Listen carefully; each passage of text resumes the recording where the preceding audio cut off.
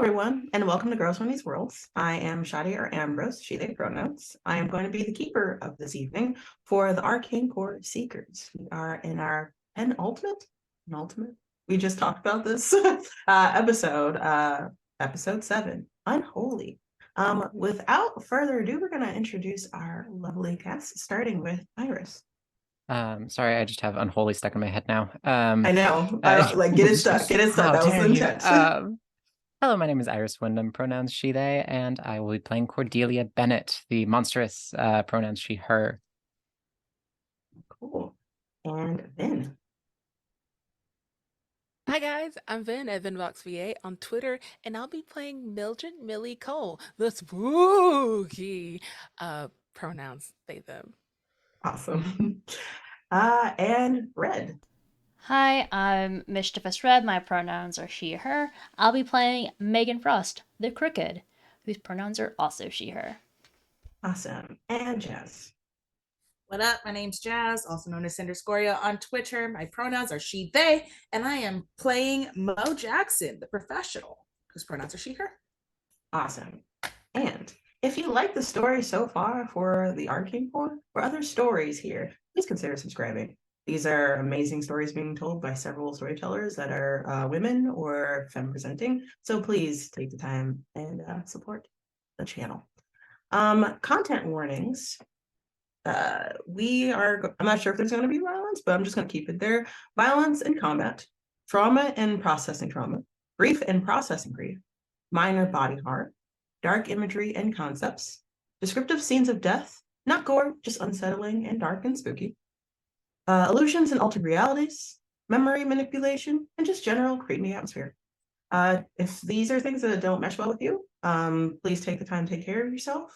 Come back later. If there's a scene that comes up that doesn't make you feel great, there's going to be a VOD, so don't worry about it. And that doesn't just go for audience members, it also goes for the cast as well. They can walk away from it anytime, or use safety tools that are in place to let me know. Okay, and without further ado, we're going to do the recap. So, we started off last time with Millie having a dream sequence, starting with them being a child hanging out with their cousin who could not sleep that night and checking in on them. Did you want to talk to that Mildred Mills? I mean, it was super cute. Ezra couldn't sleep. Millie was being a child, and I had to remember child brain mode for a very quirky kid, which ended up being super cute. They tried to offer some advice, and they end up like being adorable and counting sheep or whatever. Mm-hmm. And then after counting sheep, what happens now? You see, we're from counting sheep to counting compressions. What had happened was we went from adorable to edgy in like 2 seconds flat, if not faster. And we shifted to a scene. Again, also Ezra and Millie, but this time in an interrogation room where they had lost their temper, quote unquote, and practically killed somebody. Upon leaving said room and almost killing someone, but Ezra being able to to help them long enough to recover them is the best way to put it. You stumble into the hallway and you meet Theo? Question mark? Me? Possibly. No, not really. It was the manifestation of one of Millie's unintended demons. Yeah. Pretty much being a dick and saying, hey, you can't use your powers unless you do what I tell you. And they have no choice but to listen to it. So let's hope that doesn't come into play this time. But totally. Yes. I hope it doesn't. Anyway, you wake up after this happens to a message from Audrey to check in on you about how your experimentation went. But you also wake up to your phone had blown up because of where your teammates are. No one knows where anyone is. And Janice comes to your room to check in on you, to find someone, just find anyone at this point. And you do. Once Janice leaves, upon a questionable, cooler atmosphere afterwards, you teleport to Mo because that's who you are thinking of first, with your angels. After that, we're going to go to Megan, if I remember correctly, finishing the conversation with the doll maker through the mirror, right? Yeah, so that went well. She ended up having a conversation where she learned a bit about the doll maker, but she had to give up some information about herself in the process. She had very short answers, so I think she might be okay with it. Maybe, I don't know. Megan's optimistic about these things. We know this about her. She's optimistic about this. But she I love learns the optimism. she learns that the doll maker used to be human, but through experimentation on themselves, they became something new. They called themselves the Veiled. It's a term they coined themselves, and they seem very proud of it.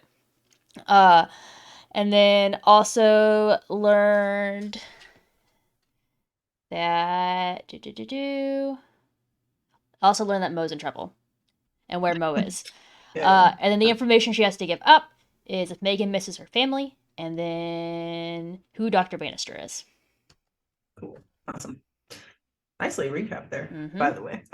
From there, you know where Mo is, and you're like, okay, I kind of know where it is. I'm going to go and find out what happens. And then we go transition immediately into battle, starting with Mo and Ezra fighting the three unknown entities in a alleyway. Then Cordelia comes in, as well as Millie, to help with the combat, but they are not very well prepared. Anyone that knows how to bypass certain barriers for some of the entities was able to, but Ezra was scolded and glared into not using magic, and then therefore ended up getting headbutted and crushed upon a big bear hug that went wrong. And y'all end up Mo deciding to retreat for now, once too many people got hurt. And Ezra ends up whistling and calling forward a dog that seems to appear out of nowhere and leads you to, what is the place called again? Does anyone remember? I remember. I just want to see if anyone else remembers. The Night Creatures Lounge, right? Yes. Oh, interesting title. Bypassing the body shop, also on brand for Unholy. And let's see what else. You get there, what happens? I think everyone converges at it, but once you get to the body shop, right? Real quick, I don't know why, but the only name that was coming to mind was the Nighttime Tavern, and I was like, that's not it at all. But, that reminds me of something, though. I was like, wait. But yes, we all regrouped and had a fun little family, heart to heart, no yelling involved, no secrets revealed because we don't keep any between each other. It was awkward. Secrets coming out left and right. Millie's an infernal now. Don't know where that came from, but we totally probably do. I talked to a Reaper named Dory. Okay, I remember at the time my mic I talked quieter, but Dorian, you called him Dory. And I'm like, oh yeah, Dory's fine. Okay. But Perfect. like, so it's a bit now, it's fine and call him Dory. Okay. But yes, continue. No, of course. While there, we just sort of once again had one of our lovely family chats in which we told each other to not keep secrets anymore, to stop making deals with shit, and who knows how long that will last this time. But we decided that our dear Mo could be cleansed at Theo's house, and we sort of went our separate ways shortly after. There's a few other discussions, but they escape me at the moment. I just want to say that I still think it's hilarious that at least like 2 other people, well, 3 technically, everyone else has a deal with an entity, but Megan's the one that gets all the shit for it. Just because she's the most open about it. Okay? I'm a hostage, my dude. I didn't make any deals. But the other conversation, some of the other conversations that occurred was Megan managed to piss Theo off substantially, Yes. and also called in a friend from the cleaners Yes. to meet up with her. So you reached out to the cleaners. I think for your move, whenever you finally do meet up with that person, I think you have to do something based off of your move. I don't like I read it. It was like you have to roll something. It's a favor. Oh, it's a favor. Okay, It's a so favor to be claimed at a later date, or it could come back to bite me, which never, ever happens to Megan. no, not at all. Just reading the Crooked playbook, I'm like, oh man, this is just set up for drama, just naturally. Anyway, is there anything else I'm forgetting? Because I think we covered everything. I feel like I'm missing something. Oh, just Theo appearing once everyone was there, but like kind of implied by Megan that yes, Theo's there and pissed off at Megan. Yes. Oh, I was just going to note that for the first time ever, Mo succeeded on a check to not read the chapter. Yeah. That is Dang because it! that is because Mo now realizes something's going on, and now like they have the opportunity to check to stop themselves, but wanted to very much. I'm assuming Jazz wanted this to get corrupted, but it's okay. We have plenty of other opportunities, possibly maybe going forward. All right. Without further ado, unless there's anything else that is being, we're gonna pick up from where we left off. Now we're starting in the bar. Theo wanted to kind of get people moving to go so that Mo can be cleansed because that is the objective that is on their mind at the moment. But then realizes that everyone's kind of exhausted and not doing too well, even though like people got healed. There just might need to be a moment of let's just decompress real quick. So raises a finger to all of you, goes to the bartender, the one that you assume is the bar owner that Megan knows, as well as Ezra knows. Megan, you know that the bartender's name is Cynthia. So I didn't say that last time. I apologize. And they have a quiet conversation among themselves. And within like about 2 minutes, I don't know if anyone wants to roll anything. You can if you want to like be snoopy. But it seems that she nods, kind of frivolously throws her hand like whatever, do whatever you want. And they return to y'all. Take a seat into the booth once Ezra has already moved. And lets y'all know, like, yeah, so we have about an hour. Just there's a lot going on with the book, right? Like we haven't, well, I'm not even supposed to be here right now to talk to you about it. You should be talking to Aurora about the journal, but it's kind of important to know what it is, if it is what I think it is. Theo, are you sure that you know what you're doing? What do you mean? Are you sure that you're going to be able to cleanse Mo? Yeah. Why? What is the concern? I mean, no, it's just that this is a powerful artifact, and I want to make sure that you know what you're doing. Yes. Do you know what I'm doing? They did bring someone back from the dead. Well, I'm well aware of that. Just Does very Mo much. know that though?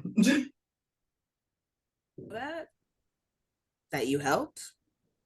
Does he No, know? considering my memory problems, it could be either way, honestly. I think we had a get together after Megan and Cordelia found out before Millie got back. The three of us in our little like abandoned X-Files office area.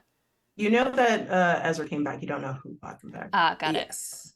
Yes, that is correct. Sorry. Yeah. No, it's fine. No. Considering my and also Mo's memories problems. I see. I understand. Don't worry. So that's the first time I'm hearing that. Okay.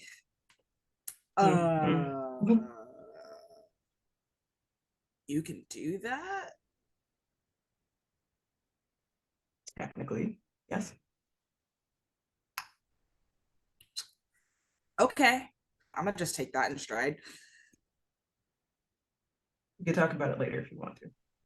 Sure. Yeah, I got so many questions. Yes. So this journal, um, it turns into other things, right? For Mhm. people. I'm assuming it turned into something for you. Well, Yes. Not a journal. Something else. so much so that it made you want to open the book, correct? It's not your fault, mind you. It's what it does.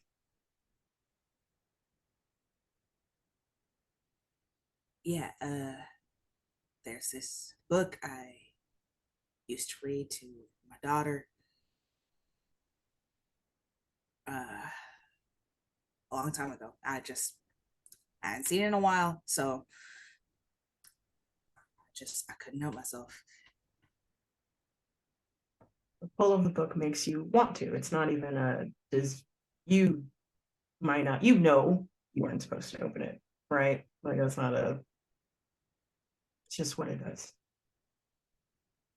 This book was supposed to have been bought in by the core 2 years ago, 3 years ago. But uh, an ex-hunter, an ex-seeker, decided to try to profit off of it instead. We're attempting.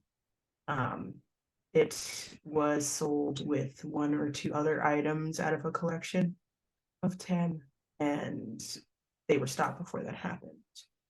But 2 items had already been sold out of the 10.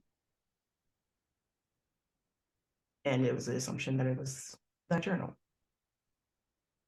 No one was able to classify it yet, but it, based off of what's happening with you, I'm assuming that it causes possession of some sort. Yeah, that's what Jack thinks.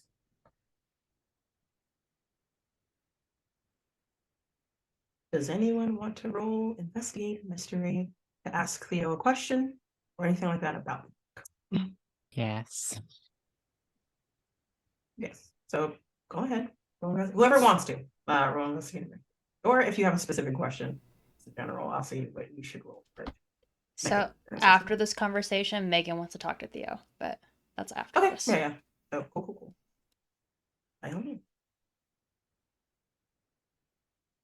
That's a 3. Oh. Okay. Anyone else? Mark that XP. I will. Mhm. I don't know what to ask though. You can give you a little bit more, because they don't know that much about the book. They just know what's documented. They don't know what happens to people after. Oh, cool. So you get one holds. What would you like to ask?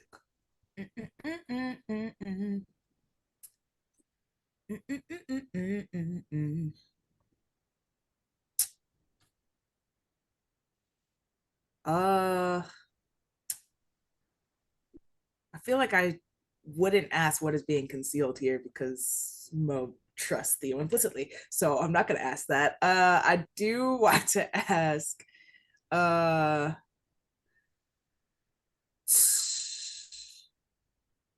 hmm,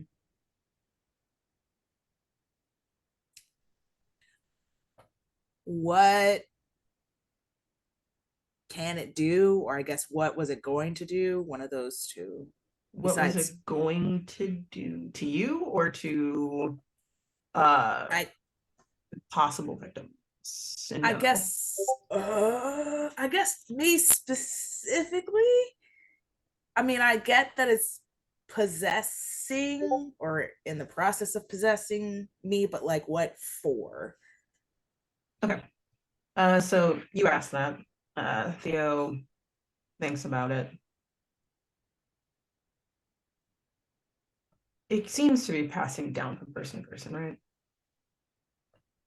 So my guess is that there has been no influx of people dying unnaturally in the New York City area.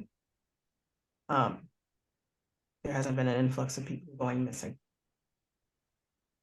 But you're able to get the book from someone just fine. So my guess is, and this is a theory, is that it wants to take over you to a point where the book is no longer. What do you mean? Become permanently possessed and then pass the book on to someone else for permanent possession again. Okay, cool. Great. No doubt. Bet. I'm hoping not. Like he raises the hand. I'm hoping not, but there's no real case of permanent possession. It's just it's going to be harder to remove whatever the problem is later. It could hurt you long term. That's why it's easier to, before it fully happens, get it taken care of. Yeah, okay, that sounds good. I do not want to be permanently possessed by an evil book, so the book is and he like looks to Megan. You said something about something possessing, correct? Calls itself the doll maker. Okay. Roll, Megan, sharp for me. Or anyone that wants to can roll sharp on. Nope. Wow. I wanna. I level up It's though. 7. That's good. Yes. You got a 7. Leveling up. Another 7. 7. 7 and Hold on, I gotta scroll. Da, da, da, da, da. Hey, triple sevens! Let's go to Wow, Vegas. That's lucky, right? Seven, Let's go! 7. Let's go. That just means luck for everyone going forward. That's good. Everyone except Megan. Except Megan, because Megan Megan. is worried about a couple of things, I'm assuming. But you all notice that Theo makes a face like a what, like, you know, like a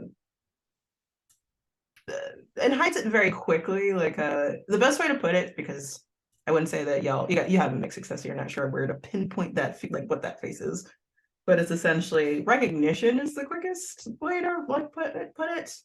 And then confusion, and then he says, "You talk to the doll maker." Me? Does that name ring a bell? I mean, Yeah, that's what they call themselves. How did you talk to the doll maker? Did you go into containment? we have the doll maker. Yeah. Oh shit. I don't think you told us locked that, him away a Mo. long time ago. Like, how are you able to talk to the doll maker? I was trying to find where Mo was since no one knew where she was. I did some mirror magic to see where she was, and the doll I'm not maker gonna found ask out. how you know how to do mirror magic, but yeah, I can. And you got the doll maker.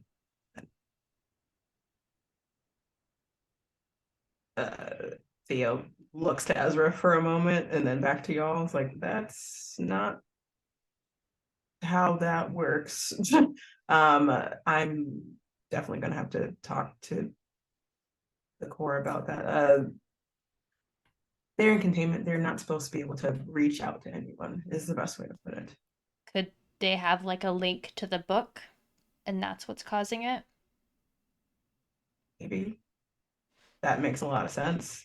Oh, that's like he like looks very concerned now. Like if like you would think that this person has like the little stone cold of faces is the best way to put it. They are showing a lot of expression of concern right now. What Like are you thinking? they're a transcendent class entity. They are not. We did our best to lock them down a long time ago, and our understanding is that they can. But if they have a way to get out or work outside of containment, they're possessing you, essentially.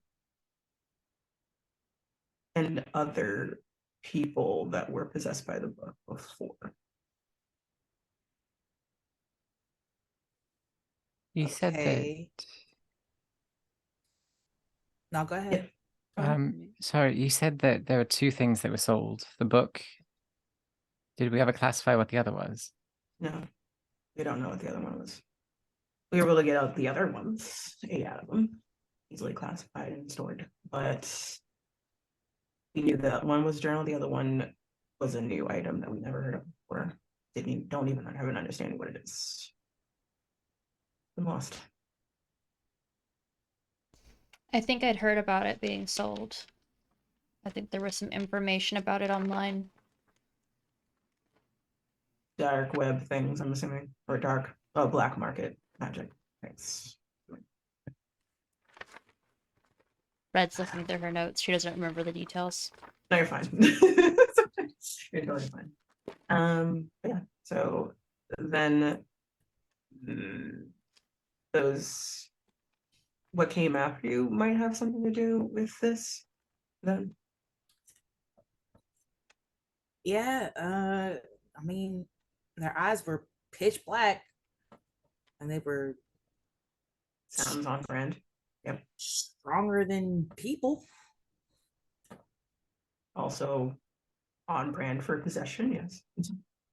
With a darker entity, an eldritch entity, yes. So all the more reason to make sure that you get cleansed as soon as possible. I would advise, I know this is going to be hard. Try not to read anything. Read? Try not to read anything? Yeah, that's why I'm saying it's hard. I apologize. But I'm assuming it's triggered by reading. Could blindfold you. Okay. No, I don't feel comfortable with that. I mean, we're gonna be walking down a city street, and like I know a lot of people in New York City do not care in general, but they're gonna care enough if someone is carrying a woman blindfolded down the street for sure. I mean, I just close my eyes, give me a pair of sunglasses, just lead me down the street, I guess. But like that makes me feel I don't feel comfortable doing that. We're not gonna blindfold you, Mo. Okay. Cool. Great. Bet. Lit. Is that what literally Mo said? Mo's been reading forums and shit, trying to figure out how the kids talk. No. No, I can imagine Mo like saying all those things rapid succession. Anyway, it's like all right, so we're gonna start getting ready then to leave soon. I would say that normal radiance damage probably, or some sort of a celestial related damage might work on them. But I haven't seen these things or fought them, so I don't know. We'll just need to be careful. I don't know. Yeah, we can do careful.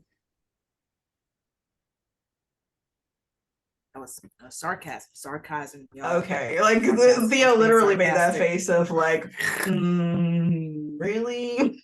I was going for a joke, trying to lighten the mood. All right, never mind. I won't do that again.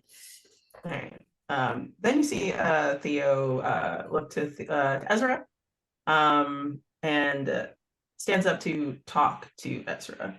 The best way to put it is like it's not that far away from y'all that they're doing this, but he sits on the bar stool next to Ezra, and they seem to be having a conversation.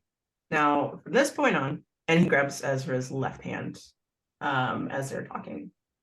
I'm going to say that I'm going to open up the floor to everyone to do what they want. So they can do one thing in this space to prep to get ready to leave.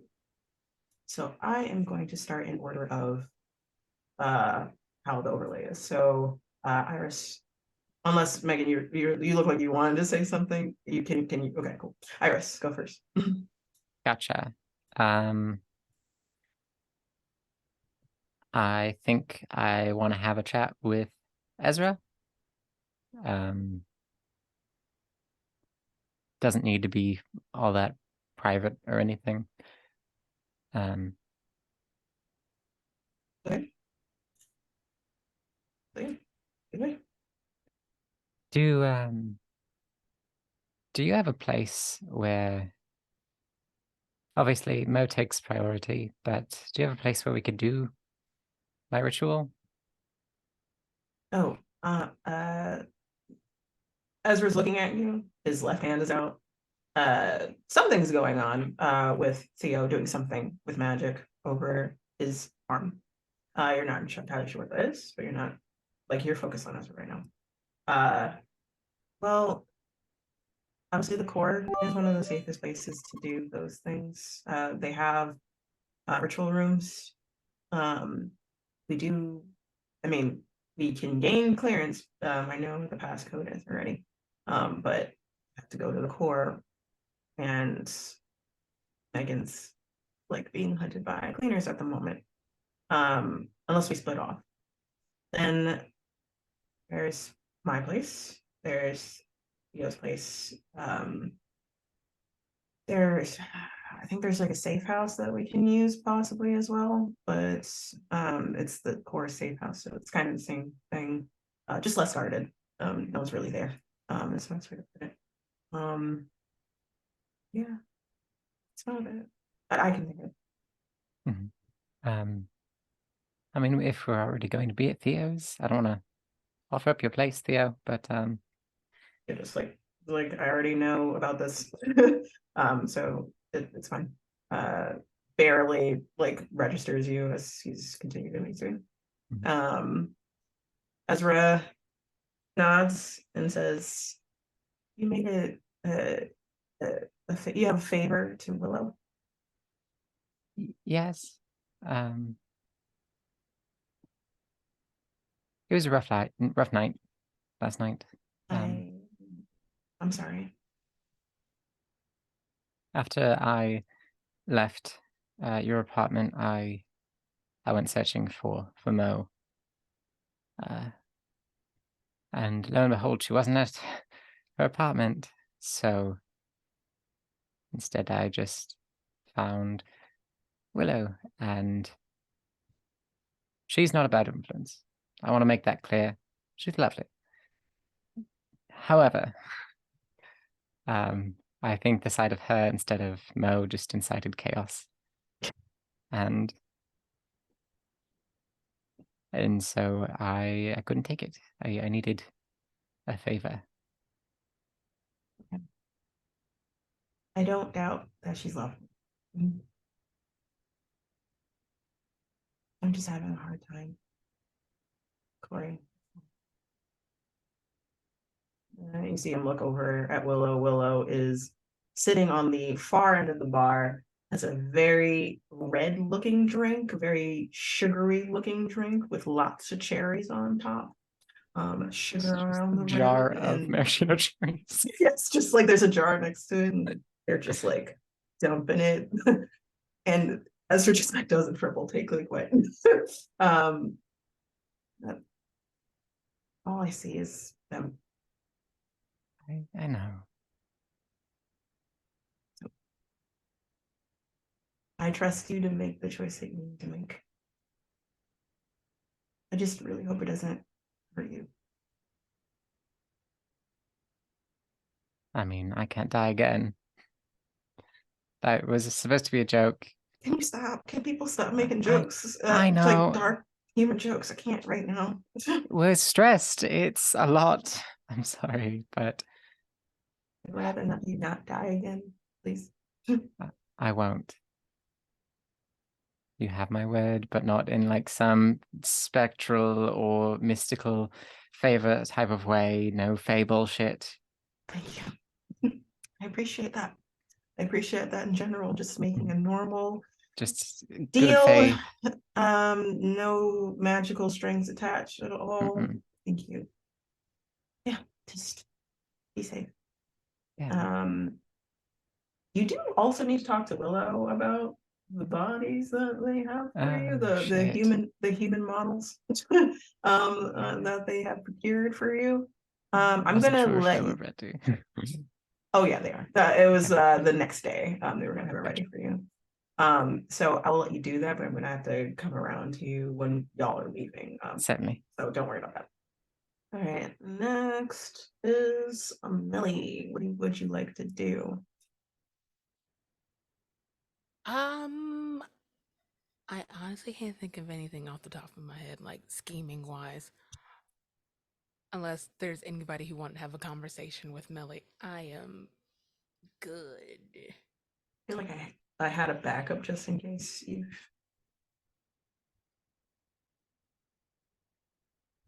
Second. Oh boy. Oh, no worries.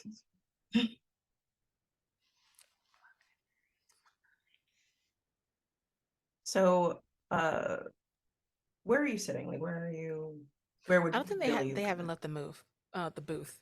No, you haven't. So, like, while this is all happening, you probably got like you were sitting next to Theo that sat down to like do the spiel of everything that was going on and like making theories of what the book might be and what might be happening to Mo.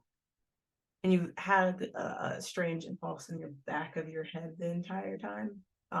But you were able to stave it off because you're feeling a certain way about the dream you had the night before.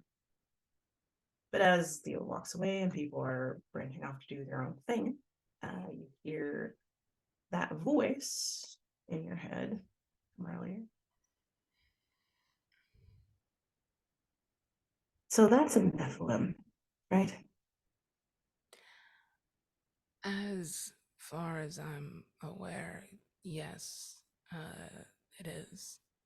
And my understanding is that they are responsible for the whole Ezra situation, the cause of nearly ripping the arm off, the anger, the rage, on why I actually look like that guy over there, right?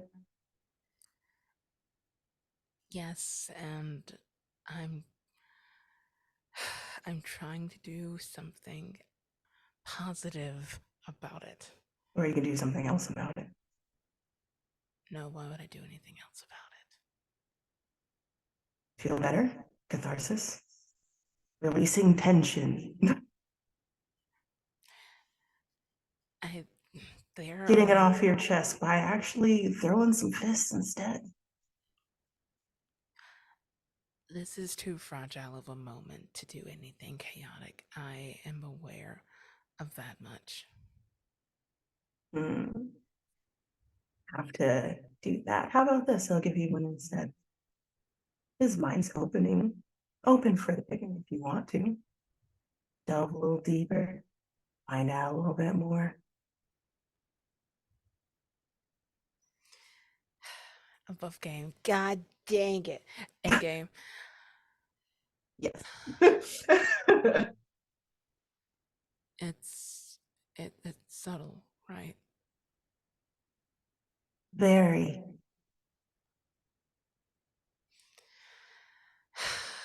I'll go ahead and roll weird. Thank you. Also mark experience. TM. That's an 11. Sweet. So this would be to, if I remember, I think it's investigate a mystery and you have telepathy.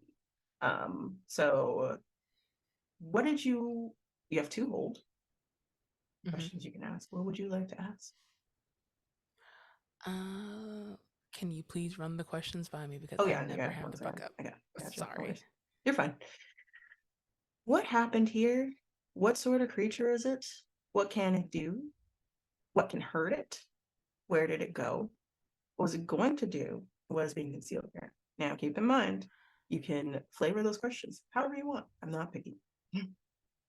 Okay. I'm gonna go what can hurt it and what's it going to do next. Awesome. Okay. So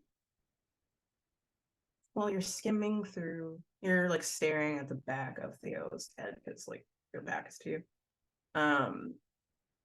And you start to enter their brain space, is the best way to put it, looking through their like glimpses of memory, and get a glimpse of them in a dark place, probably an alley, late at night, New York City somewhere. I'm not sure when time period. And they are breathing heavily. They're in a lot of pain. They can barely move. And you see them looking down at a bolt, like an arrow bolt through their chest, like their arm. It looks like it's coated with something. And there's like the black veins coming out of it. So it seems like they have a weakness to some kind of residue or some kind of infernal related thing. If injected, it would cause some form of paralysis, or weaken them for a short duration. So that's what you get the vibe of. But only if you're able to break through. What if they have any other like protections? Cool. If you're able to do that, perfect. But you don't know if they have those protections or not. The other question was what? What's it going to do? Like next moves. What's this gonna do? So besides saving Mo to the like, like to cleanse Mo, right now it is updating as residuals to be completed at the moment. Because they were able to kind of finish, but then they had to leave last time really quick. Because when you went back to talk to Ezra, Theo was gone. So Theo was taking this hour to finish. Is the best way to put it. Okay, I think after peering and just staring intently at the back of Theo's head, they're just gonna fold their arms and lean back to put on the airs of resting. Just out. Cool. Awesome. Surreptitiously being sneaky, you mark experience if you didn't already, because you gave into what the voice wanted. And yeah, we love to see it. All right, next is you, Megan. Okay, so Theo is still very much entranced or like busy with Ezra, right? Okay, Mhm. the dog is still here though. Yes. Okay, so what Megan is gonna do is she's gonna take a napkin and she's gonna write a note to Theo on it.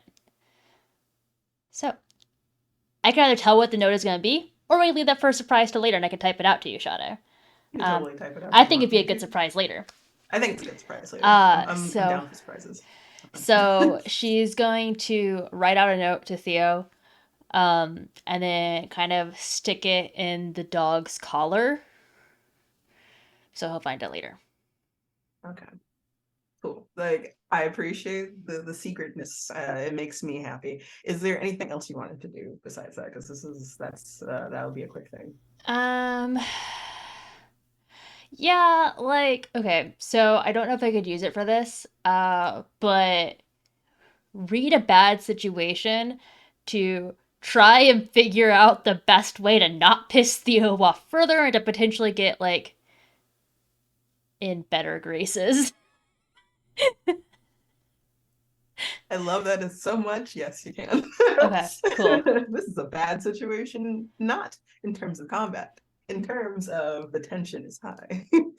Okay, well that failed. Oh. Shit. Does anything happen with you? I don't think so. I Read don't it think back. so. No, nothing happens. No, not that I can see. It's just you don't see it, is the best way to put it. Like, yeah, well, I have no clue, but she's gonna stick with the okay. note anyway. We mark experience. I will say, and I'll give this to you, as the keeper, that you are, they are not going to do anything because you haven't done the last thing to piss them off yet. So like, you're all good. You're all Gucci so far. Yeah. I will let you know in some way if you're getting there. I won't actually say words, but I'm gonna say like, okay. All right. Totem line. But yes, so I wanted to see if there was one other thing you want to do. Unfortunately, yet you failed to roll. That's fine. But yeah. And last but certainly not least, Mo. What is Mo doing? Hopefully resting. But I would also like to talk to Cordelia. Yes. If we could get a quiet Me? second. Yes, you. Yeah, so Mo is just gonna kind of like, I don't know, where are you, Cords? I think that I was sitting over next to Ezra, but I think that I didn't want to bother Theo's work, and so I've just been sort of floating in and out around the bar. Yeah. I'm just gonna be watching you for a minute, just pacing, and then I'm gonna like, okay, and I'm gonna get to my feet, stagger on over there, probably sit at the bar, and I'm gonna pat the seat like you can sit on it. Come on, let's talk. I will almost begrudgingly go float over the bar stool. um, uh, Hi. Hi, how you doing? Um, I'm doing. It's going. I am. You know, I feel like you used a bunch of words that weren't. Wait, I'm having a grammar fart. Adjectives? Nouns?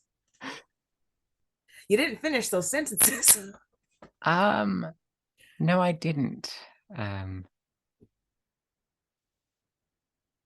I'm worried about all of us.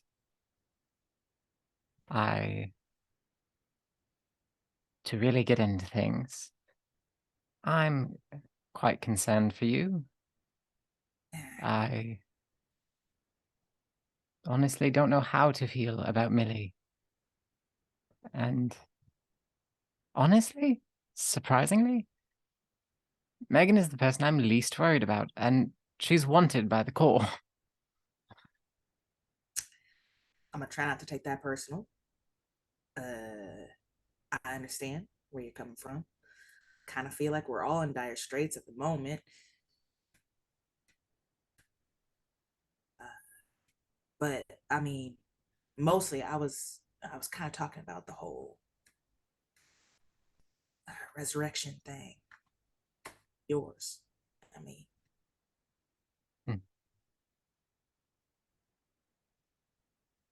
I mean, oh, you really want to do this? I don't really see any other option.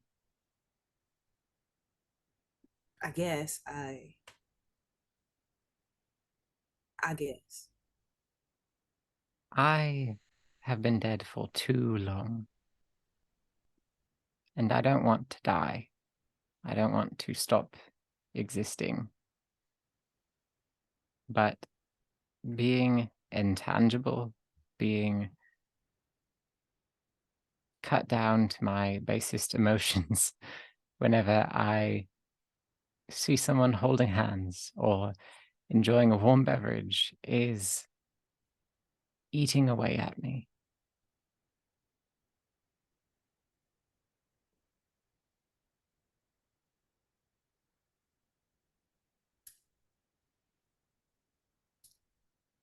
I wish you would have told us that you felt this way.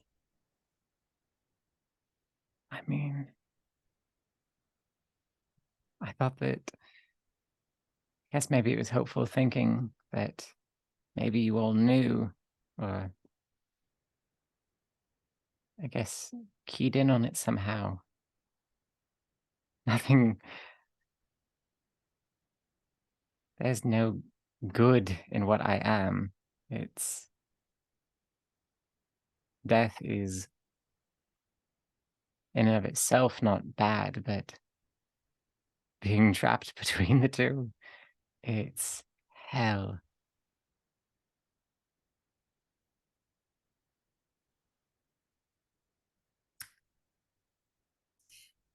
You know,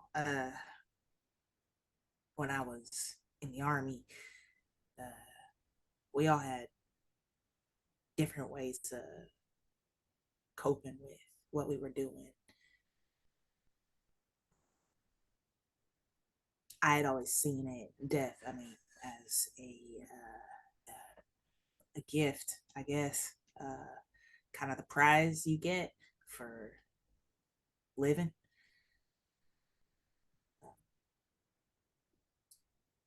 I can't I can't justify taking lives. That's what I did on the daily, but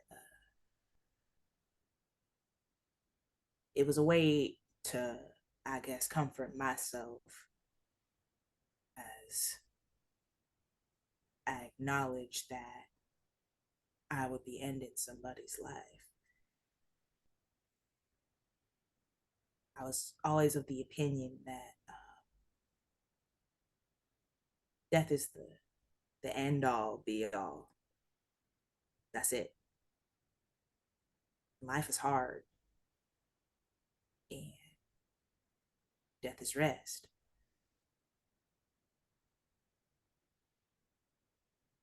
I'd always thought after finding out about the supernatural that what's dead should stay dead because life is punishment. It's rough and it hurts. And I had never thought how hard it must be for you to exist in a way that's not dead, but not alive. And, or I'm sorry about that.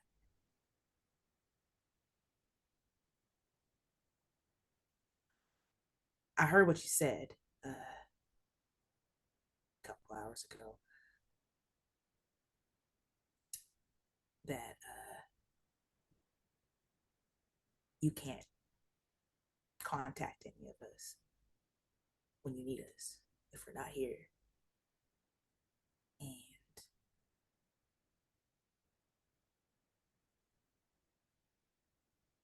you know, I think I've been taking you for granted. So if this is what you want, and I want you to make sure it's what you want,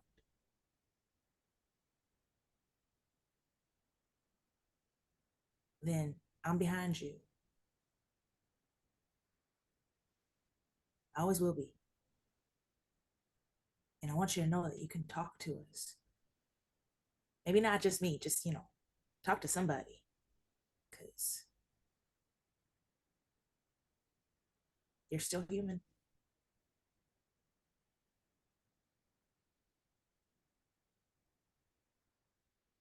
The reason I thought that this would be a solution is because when my brother died,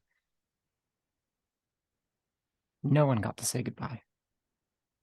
The entire mine collapsed, and there wasn't even anything to say goodbye to. Then, not even, I don't think it was a month later, it's hard to tell at this point, my mother couldn't take it, and the heartbreak got to her. I tried who knows how many solutions, but none of them worked. And I was just so rife with pain that I thought maybe if I can just, I don't know, become something more, something different, It won't be this hard, but instead I became nothing but my emotions.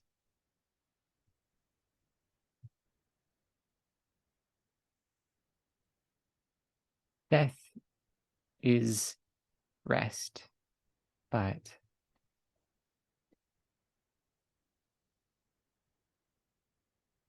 this isn't really undeath, it's just a second extended life, and it is hard. And I think we can both agree that there is nothing harder than surviving those you love.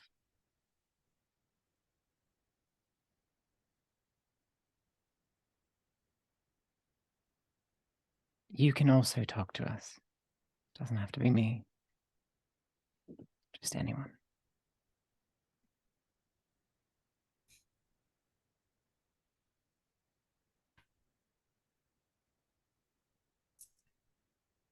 I'll keep that in mind.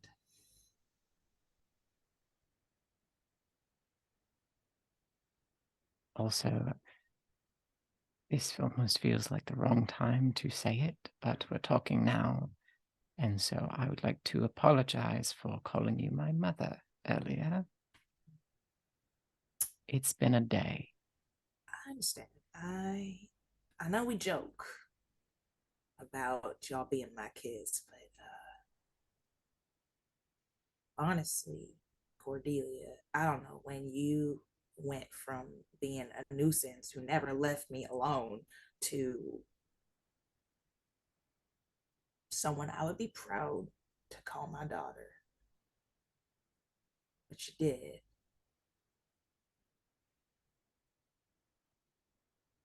Please don't let this go to your head.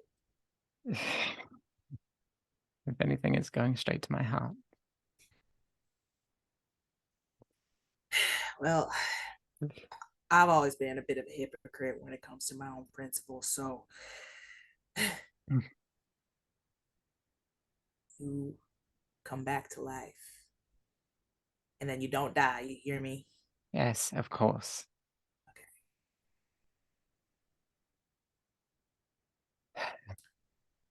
When I say that Ezra passes by while this is happening, or else she'll kill you, is what he says as like he passes by. You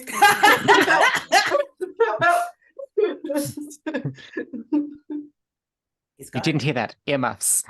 I didn't hear anything. I was like, so what happens? I'm going to give you all 2 health back. So Yay. which one of you get 2 health back? I'm not gonna die. Well, so if you were unstable, you are officially not stable. Like you are stable now. You were unstable before, you were now stable.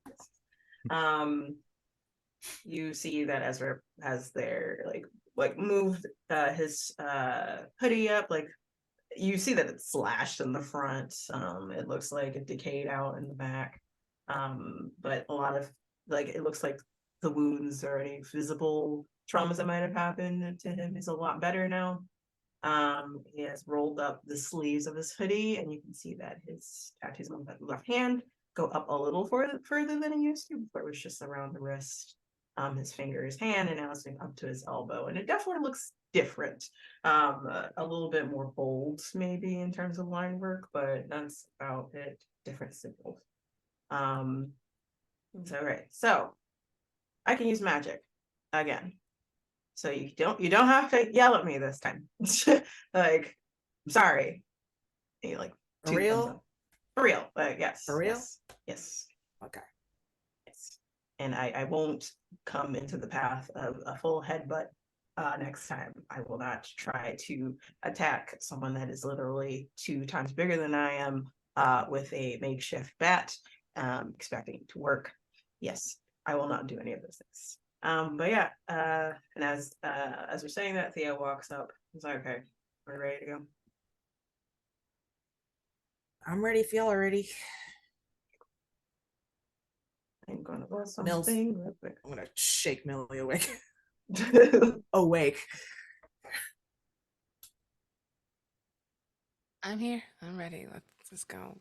You good? You all Yeah, right? I'm fine. All right. Cool. Give me 1 second. I'm going to roll something real quick. Not worry. It's nothing to. It might not be something to worry about. Might. I'm gonna. Okay, so nothing to worry about. All right, cool. So I mean, it is, but you know everything now. So as Theo is getting ready to open the door, his eyes closed. You see like his dog trots up next to him as this is happening. His eyes closed as he reaches for the handle. Like tilts his head while that's happening. It's like, oh shit. And eyes open, it looks like he's like processing something. And looks back at you. All right, so the cleaners are here. Not here, not like at the bar. Just the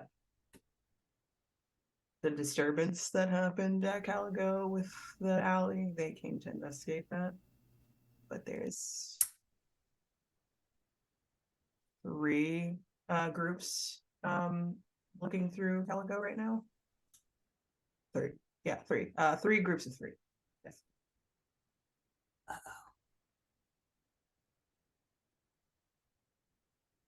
So I would say, and looks back at Megan. I'm not sure where Megan is in this group like situation here. But like, do you have a hood or something? She always has a hood. It's like flips it up real quick. Yeah. I got it covered. Okay. We have to split up. We need to split up, but I'm assuming everybody will like the address gives the address out loud to you. If no one didn't know, it was like, but if we have to split up, there, right there. Just gonna take it easy. All right. And y'all step out. Willow and Damien follow you out. I want who's going out first? Would that be you, Mo? Would Mo be the one like going out first? And then whoever's last, who would be last? Okay. Both of y'all roll read a bad situation. Love that. I didn't want it ever to be ever rolling. That's all. So don't worry about that. Big yikes. Okay. Okay. That's not my worst roll tonight. Yeah. Where is read a bad situation? I guess it would be under R. Duh. Nope. Nice. Okay. I don't know shit. All right. So Mo, you're distracted by the urgency of needing to get the hell out of Kylo Avenue. Megan, you're on high alert because you just heard the cleaners are out. So you are aware of like what to like sharp-eyed looking around. So you hold 1. So your questions are what's my best way in? What's my best way out? Are there any dangers we haven't noticed? What's the biggest threat? What's most vulnerable to me? What's the best way to protect the victims? What's the best way out? Best way out. So you and Ezra both know how to use the back streets of Calico Avenue.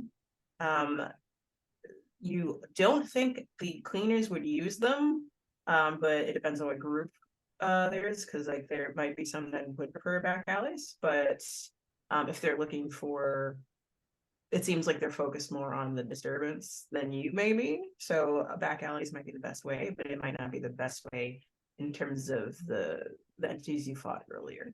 So that is the only concern you have. But you know for a fact that going down just like the main street of Caligo Avenue, that would leave you very wide open.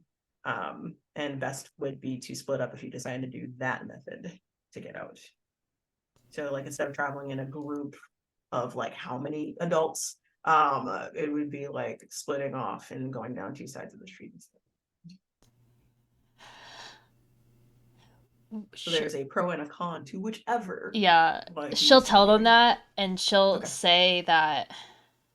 She'll repeat what you just said, but she'll also say, "Y'all were like pretty beat to hell. I don't think that we should risk them again." Like looking at like Theo's like slash shirt, we should probably split up. And I think that I should go with Damien and Willow because they'd think that I'd be with you.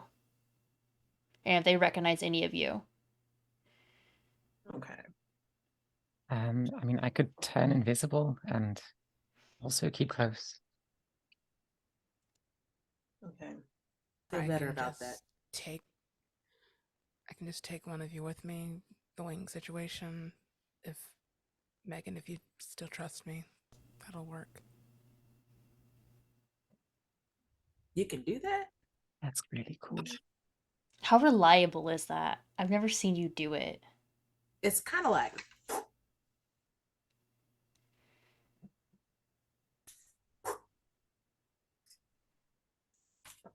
One more time, I didn't quite catch that, Mo. It's like you Theo, like with the most monotone voice, it's like bending space and time. But what do I know? It's not that I don't trust you, it just seems like a very complex skill. And we could end up somewhere worse, I think. I don't think that's possible, but Okay, if you're sure, I'll trust you. We'll go. Right. Where are you going? Because I do not think you've been to Theo's apartment. No, I haven't. If you want to go somewhere near his apartment, like if like since he gave the address, like a coffee shop I go to often, or The subway something stop, like I that. That's imagine, like too. middle of the coffee shop. Yeah, I guess we can go to the totally coffee shop that's there. Yeah, totally. All right, cool. Yeah, So if totally. you wanted to do that, are you just bringing Megan, or are you bringing Willow and Damien as well? I'm just gonna take Megan. Okay. Cool. So interesting. All right, then roll. They'll describe, well, once you roll, describe how the travel happens with both of you. Oh boy. Okay. It's probably gonna be fine, don't worry. It should be. Okay, I forgot how addition works. It's the same maneuver. They just take Megan by the hand, just give her a very gentle nod, looks at everyone, and they are just gone. The wings snap open, close in, and they're at the cafe. Because I rolled an 11. Awesome. I was like, what kind of success was this? All right, awesome. So when you go to the cafe, just so that you just don't appear in the middle of the cafe, you appear in the bathroom stalls. It's empty. So like you're able to pinpoint a nice place where it usually is empty. There is someone washing their hands there. That looked down, washing their hands, look back up, you're there, and they're like, fuck, okay, I'm gonna leave. Like, and then they're just like shit, and they like go around you and then like run out. But like, it's New York, it's fine, don't worry. Cool. Is there anything y'all wanted to do? Like, you're just gonna go to Theo's house? Because we can follow you for a little bit if we want to do.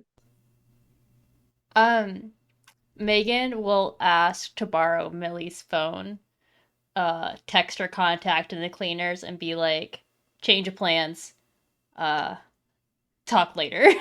Snowflake. Like, this is so on brand for Megan. She's like, shit, not Central Park, your house. Oh, mean in Chicago. Actually, meet here. So you're telling them where to meet? Where are you? Oh, just later because like Okay. she doesn't know where she'll be when now. So they'll So figure you're it out. texting them Yeah. with the snowflake as well. Yeah. Like at the end of it. After like a few seconds, you get back like, okay, like kind of raised eyebrow emoji, and this is like, I'll be on standby. I'm in Calico Avenue because of disturbance anyway, so I'll find you later. Star. So yeah. Are y'all just heading to Theo's apartment? Is there anything you wanted to do there? Well, they're not there.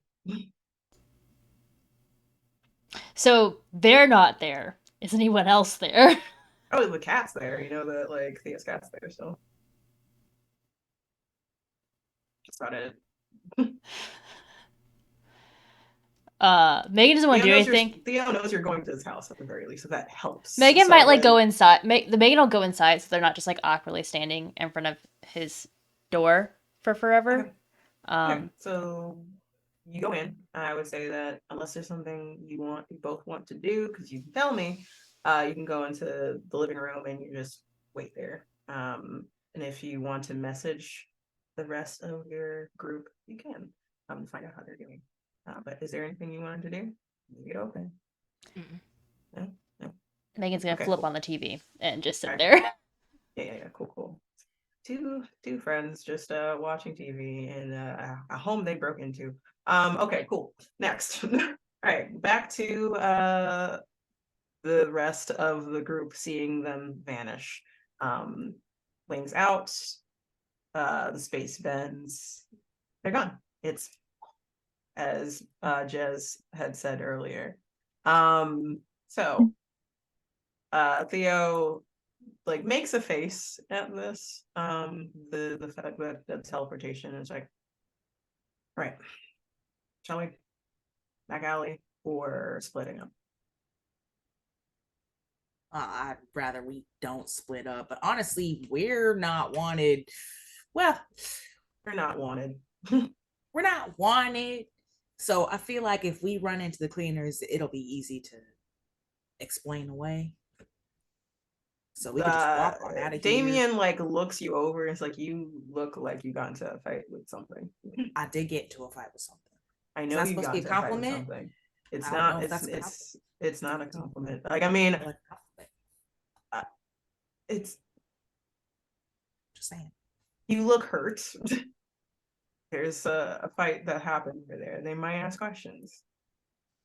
I mean, what's there to say? Okay, so Damien just shakes his head, shrugs out of his hoodie, so like zips down his hoodie, and then gives it to you. Does Mo actually make that face? Mo, are you okay? Like Mo just like blue screens. I mean, she definitely blushes. I don't know if that really shows on her skin, but like it's definitely like a whole like, oh, okay. Cool. Lucky for you, he did not notice. So like gives you the hoodie, like that at least cover anything, like the imprints on your dress, blood and stuff like that. You pull up your hood at any time. Okay. Thanks. Drift over to Yeah, I was just gonna like put the hood up and Put just the kind of hood. like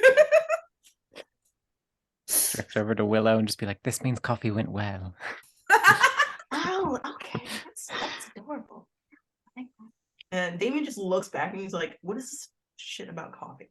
Like I've heard it like 4 times now. long story. It's a long story. It's actually not that long story. I'll explain it to you later. Yep. Yeah. All right, cool. So, Mo and Cordelia roll. I'm just assuming that you're walking down the street. So you're walking down the street together. Everyone's like walking in a group, aiming to head out of the out Canada, right? What are we doing? Can I turn invisible? Yes, you can totally turn invisible. Gotcha. So roll weird then, to make sure that works. Yes. Not me. That's a 10. So you turn invisible, just fine. Gotcha.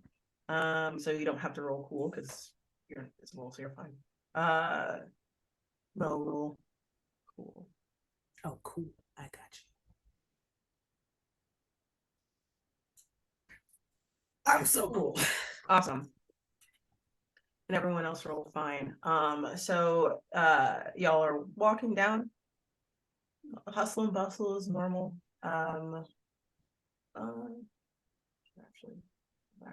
Actual view. Okay. Everything seems fine. You're walking down the street. Hustle and bustle as you're walking by where you're across the street from the alley where everything had went down. You see that the dumpster had been pushed back against the wall, and there is 3 people, maybe 4 people standing there. They're all dressed in black. They have like it's not hoods, like it's a kind of like, but they're down. So they look kind of street tech wear is the best way to put it. Maybe an accent color of some sort, but they're kind of meant to be nondescript is the best way to put it. And it looks like they're investigating the scene. Their backs are to you. And one is out looking around, but they do not notice you. As y'all pass by. So everything's just fine so far. Cool. I mean, I could move to a nearby alley and just fucking holler, just scream, try and draw them away. I think we're good. I think we're good. Okay. Are you talking to me, the GM, or are you talking to Mo, the professional? Talking to Mo, the professional. Okay. So fine, cool. I was like, you could. It's like what I was gonna be like, you could do that. No, you're fine. So y'all continue down. Damien is looking around for any form of imposing threats. So he's taking them back. While you're doing this, Willow is going to trot up to you, Cordelia, and taps you in your invisible state. It's like, so I have the bodies for you. I'm sorry, yes. I can still see you. It's fine. And you can see that their eyes are very bright green. Not too much, but enough where you're like, oh, that's yeah, like that's why. I can show you. Did you want me to show you? Yes, please. This is weird and exciting, but yes. Cool. So you see them giddy, and then they do shadow magic. So they pull together like a pool of, it looks like black ichor, but it's just shadows. And it forms up to make the outline or shape of human, like bust is the best way to put it. So give me 1 second while I pull up the selections you have. My And goodness. I will like describe them. Cool. We've been waiting for this, people. A new car. Please don't. I'm sorry. Please don't. I appreciate you, but still. I don't know. Okay, and so there we go. So one of them appears that you see the bust of. They have olive skin, short brown hair. That's straight. It comes down to like a nice cute cut near the jaw. Forest green eyes. They have cheek piercings here, and a septum piercing. They have a very like graceful build about them. The name that you see, like that seems to wisp by, says Eve Sawyer. But that's the only information you get there. Then Willow like changes and you see someone else with long blonde hair that clearly has black roots, so they're dyed blonde. Sun-kissed skin, aqua eyes, has several birthmarks on their face. Not birthmarks, beating marks on their face. And also has a graceful build. So like looks like that's those were like the bills that seem to be popping up more often. Next is medium length strawberry blonde hair, honey brown eyes, freckles everywhere. So like a very like everywhere freckled. You can only see a little bit of, but they have like a tattoo on their right shoulder. They're very curvy. And oh, sorry, the one before was Cassandra Blackwell. This one is Claire Webb. And then the final one has long sandy blonde hair. Sandy brown, sandy blonde, light brown hair with cute cut bangs, cream colored skin, deep green eyes. You can't see it, but it is noted that they have a tattoo on their arms, or 2 tattoos on both arms that are floral of some sort. They're very slender. Their name is Cora Horton. So those are the 3. As Willow is showing you them and like spreads it out so they can see all 4 of them while you're walking, they point to one of them like, so this one is Blair. They have a deep tie to someone in the Fey realms, like not necessarily anymore, because body is here. But They might have some kind of protection on them. I just don't know in what capacity or what that protection is. So there's no tie to a deal, if that makes any sense, but something magic, fey magic related may have been augmented on their body, if that makes any sense. Yes. So, which way? I mean that is quite intriguing. But it's not a deal, you said. It's not a like binding literature of any sort. With Blair? For Blair, yes. No contracts. Whatever contract they had is already dealt with. It's just whatever was left on their body, essentially, is still in effect, whatever it is. It seems like a positive thing, whatever it is. I just don't know what it is. Gotcha. Right.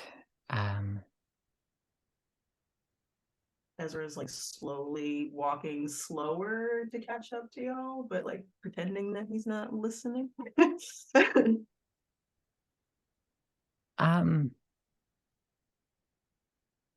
What were the names again? Just one by one. Eve Sawyer, Cassandra Blackwell, Blair Webb, and Cora Horton.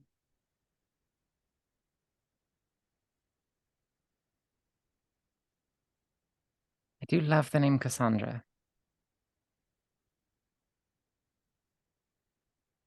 The Blair Witch, it does.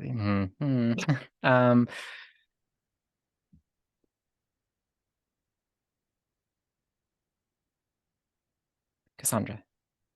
Sandra? Cassandra, yes. Okay. And then claps their hands as the smoke goes away. Oh, then it is a deal. I will have the body delivered. Sounds so weird. To Theo's abode. Okey-doke. Or anywhere you want me to be, great, but we'll figure that out. We'll burn that bridge once we get to it, yes. Very cool.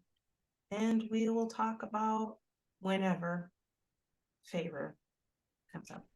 Yes. Cool. Thank you. Ezra's trying not to be an awkward person about this, so they're pretending like they're he's pretending like he's not listening at all, but it's very clear that he's listening to this conversation. Obviously, like he's almost tripping over the sidewalk cracks and stuff like that. Adorable little boy. But was there something you were gonna say? I just after this conversation with Willow, I thank her, and then I will float over to Ezra and just sort of like grab his wrist and just sort of like rub little circles with my thumb. Can you roll sharp for me? Maybe. It's an 8. Cool. So he grabs your hand back and returns rubbing circles into the back of your hand. It looks like he can see you just fine, as if you aren't invisible. Like he's making eye contact with you. Have you noticed while this is happening? And he essentially says, "Everything okay?" Yes. Okay. It's all almost ready. And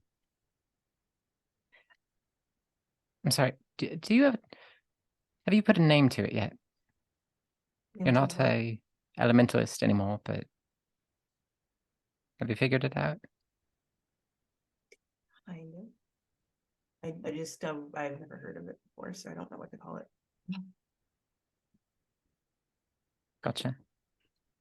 But it's not as, at least it doesn't feel as cool, I guess is the best way to put it, but it feels natural. Hopefully I don't have to use it. Hopefully not. Thank you. Thank you. His bows with the other hand still holding yours. But I don't know. Yeah, I don't know what it's gonna do to me, I guess. I know that I can't use it now, just it just feels different. Very different than just using magic like a normal person.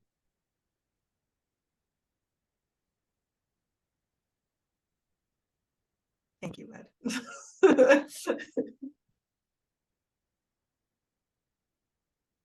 Thanks. So you're gonna be human soon. Mhm. Are you gonna be okay? Yes.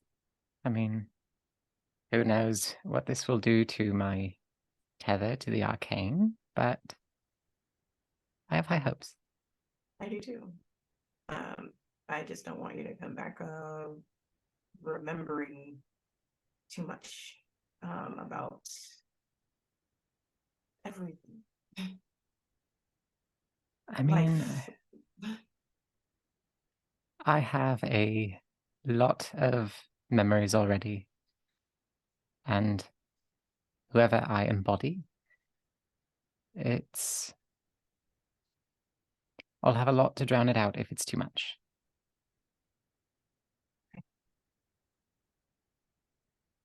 Whew. Takes a deep breath. He's holding it. He's not letting go. That's not gonna happen. And y'all get to the next block. Roll. Keep your cool. Is that both of us or just Mo? Oh, you're right. You're still fine. Okay, so god damn. All right, it's just Mo.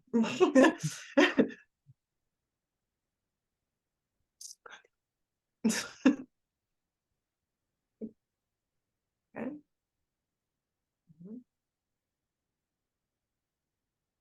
Was it cute? Yeah, y'all are fine. Okay, yeah, like no, everyone's fine. Holy hell, all the good rolls this time. So yeah, y'all are It's not still gonna last. walking. It's not gonna. Don't say that now. Okay, like so. You're still walking down, and you get to the next past 2 more blocks, and then you come across another group of cleaners. They are going up to residents, like shops, residential, like where like there's the apartment above, shops and stuff like that, kind of knocking on doors. You see 2 of them are holding up a photo, and talking to someone, and like pointing to it, as you're passing by, because you don't have to roll for this because y'all are like cool as a cucumber as a group together for some fucking reason.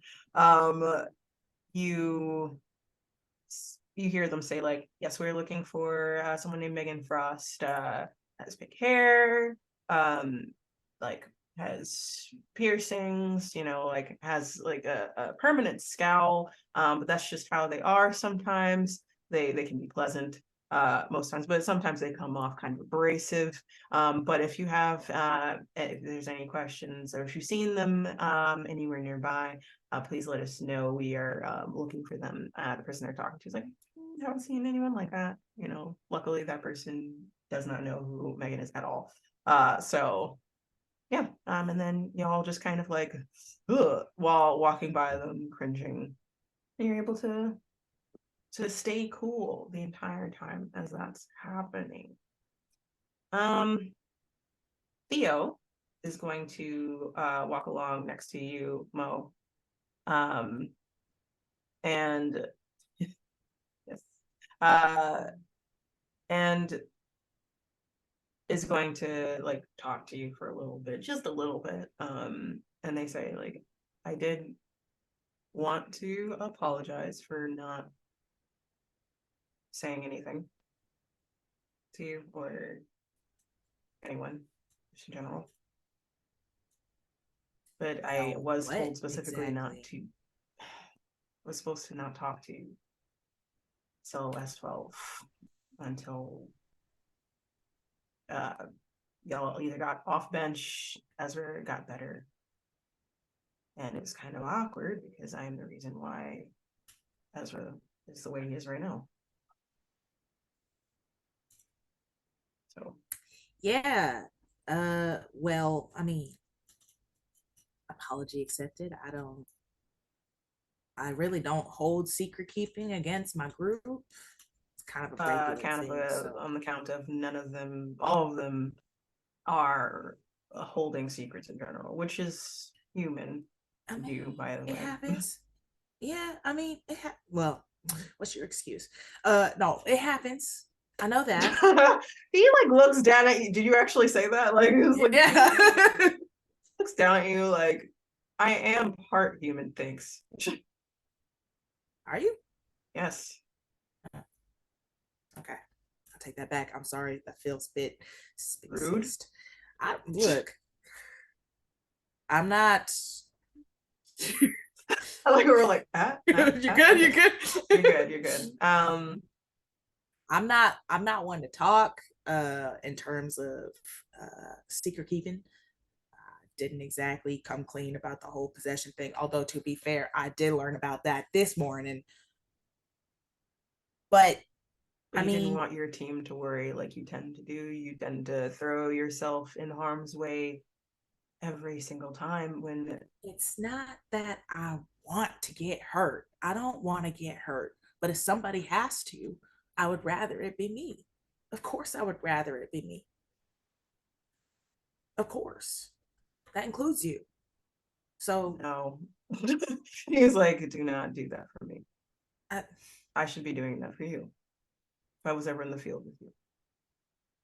Well, that would be convenient, you being a whole half angel. This is really hard for you to process, isn't it? Honestly, I'm trying to figure it out because I've never heard of a Nephilim before, but I'm trying not to be rude about it. And you probably wouldn't have. No one's really supposed to know that I am one, to be honest. That's there's reasons why. It's not because I wanted to hide the secret, although it helps. It's because what people want from Nephilim in the first place. Okay, well, I don't know anything about that. Another time. You don't have to tell me if you don't want to.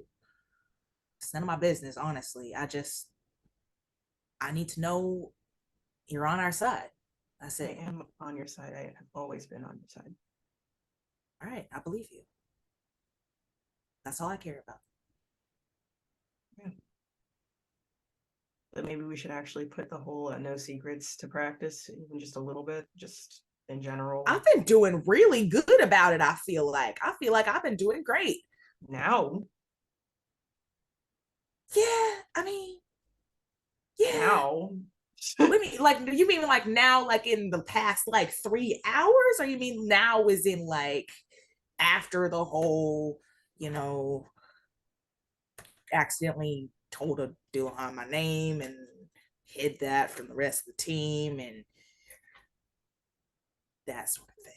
And any other time you threw yourself into harm's way and decided that you didn't want to tell your team about it because you didn't want to make them worry, and then I had to worry. Okay. Dad, it's fine. Don't do that. Don't call me that. Don't. No. Is that weird? Is that weird? I don't even know how old you are. I don't even know how old you are. You could be a million years old. I'm not a million years old. Chill. But probably there when the dinosaurs were born. No. Theo tries not to laugh. It was like, listen, bottom line, just lean on your team. They're made of strong stuff. I don't doubt that. I just one of them is an infernal, like that. Yeah, what does that mean? What does that mean? Well, exactly? They're not a. That can mean a lot of things. That's why I'm not going to make a judgment. But yesterday they weren't, and today they're something else. I don't know what that's about, just in general. Wait, that happened overnight? Maybe. That wasn't just a thing that they've always been and we just didn't know? Or no. It's a whole metamorphosis. Millie's very human. Huh. I don't know shit about magic. No, you don't. I really don't. Nope. That's up to y'all. Just point me and I'll shoot. That's it. That's my job. Anyway, thank you, Theo. I appreciate it. I appreciate this talk. It was a good talk. And I appreciate you not betraying us. And I appreciate you. Was that a concern that I was? I don't honestly know. Honestly, I don't think so. I didn't think so. Well, I'm glad that. Okay, never mind. Like, just let's keep going. All right. Yep. Good talk. Since it's just you doing this, Mo, roll cool again for me. Oh boy. At some point, again, this is gonna I'm fail. Cordelia found a way Alrighty. out of this goddamn situation. Whew. Nicely done. All right.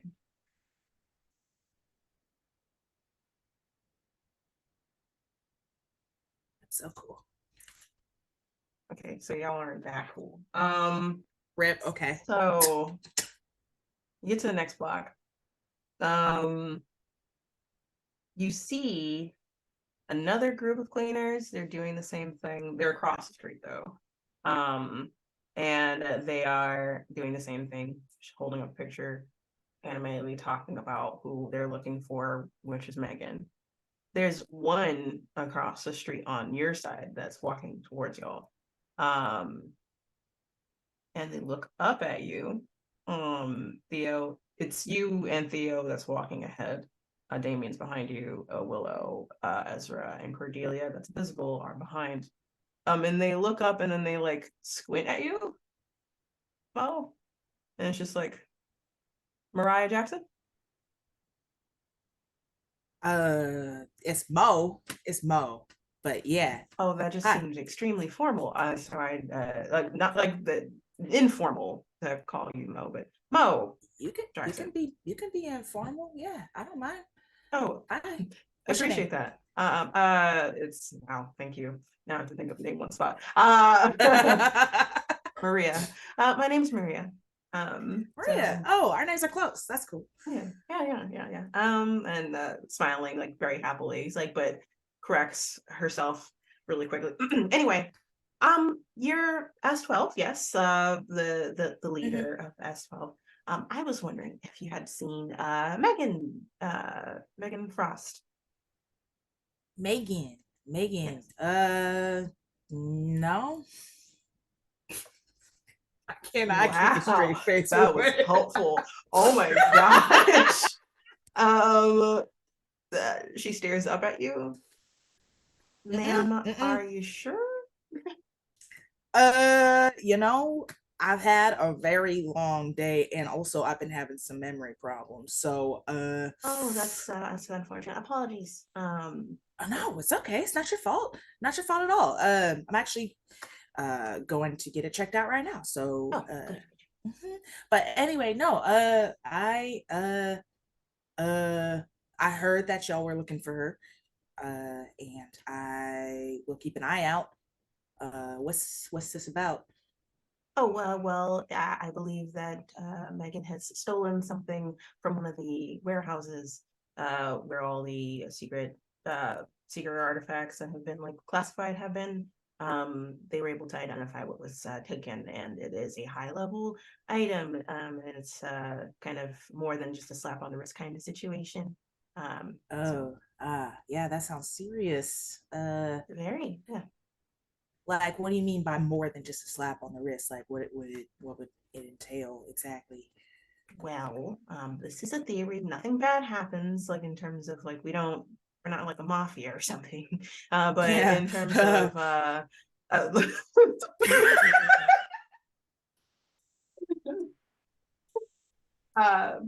but just in general, it could be anything from reassignment. It could be long-term benching for a certain amount of time. It could be anything from being removed from the core altogether, which would mean a memory wipe and manipulation, and being taken somewhere else, not necessarily detained, just having a different life, and rewriting Megan to not be a core member anymore. Is there anything I can do to to put in a good word. She's not a bad kid. We know that she's not, but it's still very serious. We're hoping that she can return it, because that can be closer to a second risk. But if she can't, then I don't know. I don't know how high level. It's high level. I just don't know in what capacity. Depends on who was the one that logged the item, and yeah. I understand. Well, I will keep an eye out for her. She can be slippery, so Yeah, we're getting that vibe. yeah, good luck. Thanks. Appreciate it. Thank you. It's nice to meet you, Maria. Nice to meet you, Timo. Be safe. I heard there was a disturbance around here earlier. So. Yes, I did hear that. It's being taken care of by a different group. But yeah, we'll be safe. You're so sweet. Thank you. Yeah. And Okay, bye. Maria passes y'all by. It doesn't notice anything else about y'all, because like you did very well. I didn't have you roll manipulate someone because you were able to put on the mom charm there, and I was like, oh my, that's so sweet. Holy hell. You didn't act like trying to intimidate her or say something that was a straight up lie. So good for you. Thank you for finding a way around that. I was so proud of you. Holy hell. Thank you, cool. thank you. This is why utmost charm. So you got through the 3 rounds of the cleaners that are here. So like you now are seemingly straight shoot out. I just need you to roll one last thing, which is read a bad situation. And that is also you too, Cordelia. You're rolling read a bad situation.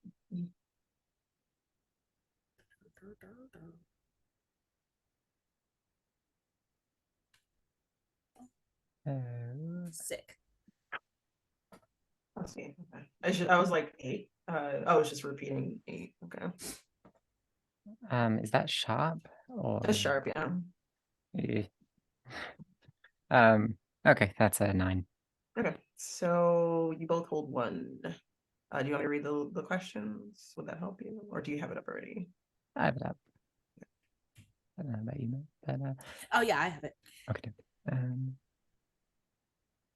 I'll ask what you don't ask. Yeah, I think that it's just safe to go with are there any dangers we haven't noticed yet? Yes. Someone, I'm gonna give this to you. Right after you pass that block, it looks like someone turns out of an alley with a hood up, and they are now following you. Okay. Okie doke. I'll go ahead and say what's my best way out. Best way out is to, you can keep going. You just need to find a way to like flag them, like either like lose them or flag down Maria to take care of this person, because you are not that far away from Maria.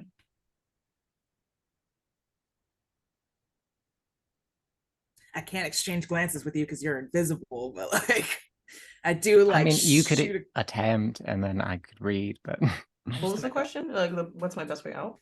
Mhm. So flag down Maria, find a way to lose them, or let Theo know.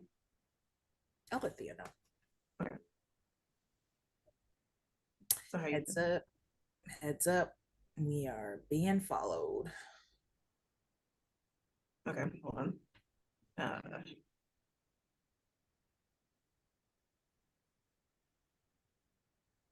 Okay.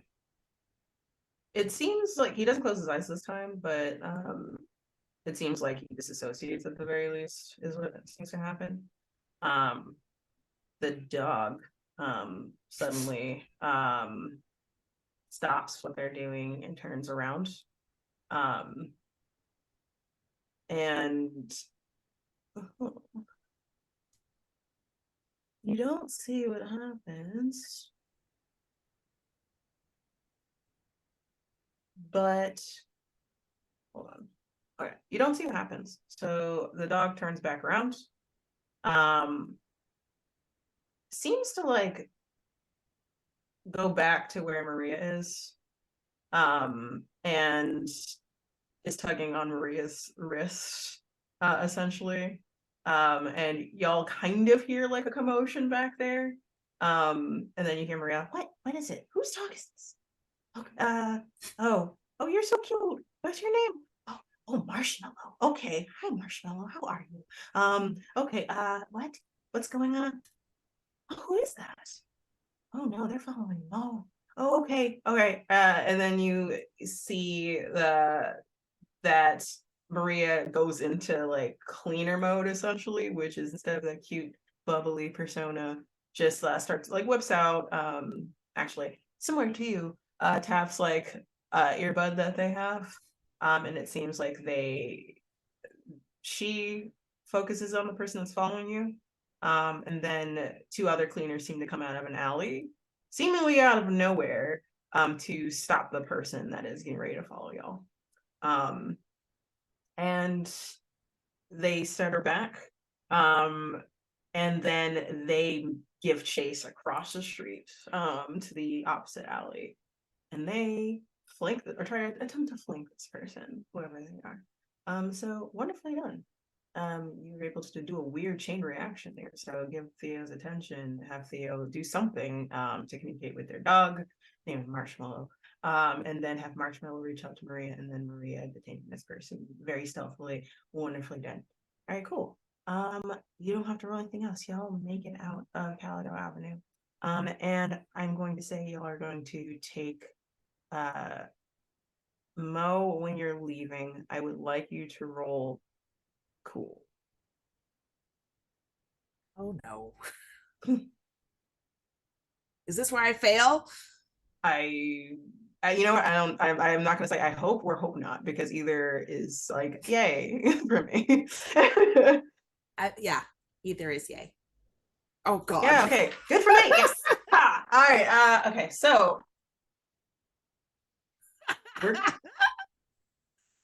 we're gonna go to break, everyone. Oh shit.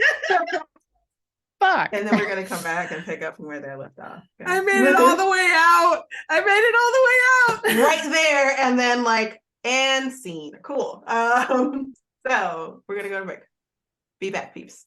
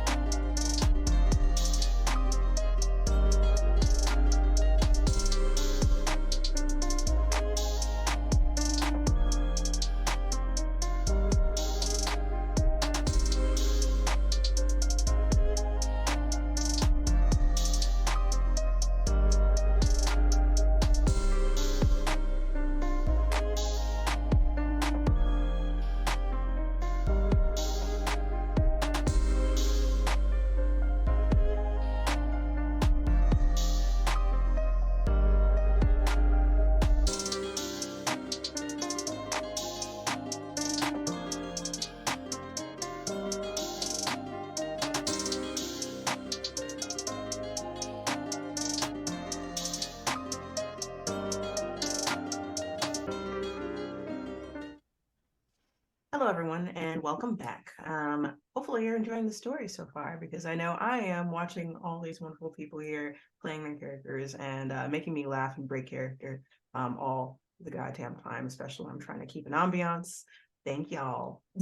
But you're fine, don't worry. It's just like, oh, damn, you found it. You found a way to break me once again. But if you like this story and you like stories that are being told on Girls on These Worlds, please consider subscribing, because we would very much appreciate it. Now, Mo failed cool to resist the temptation. She was doing such a good job not reading while walking down the street, or not looking at things.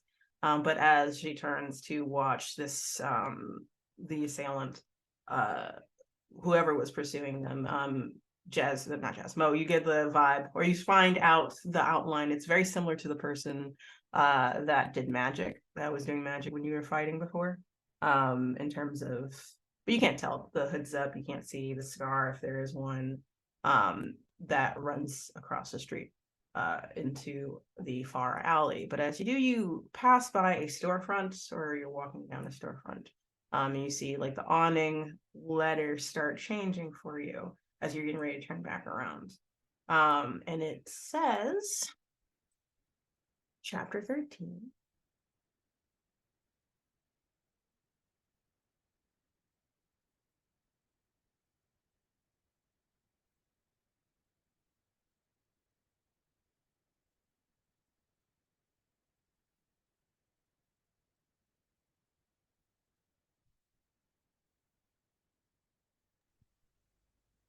Mo, you come to sitting on the couch.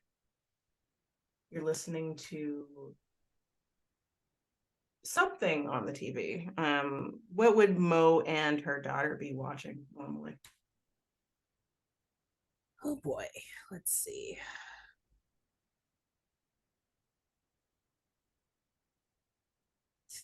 It's probably Disney Channel. Oh man. That's So Raven. Hell yeah.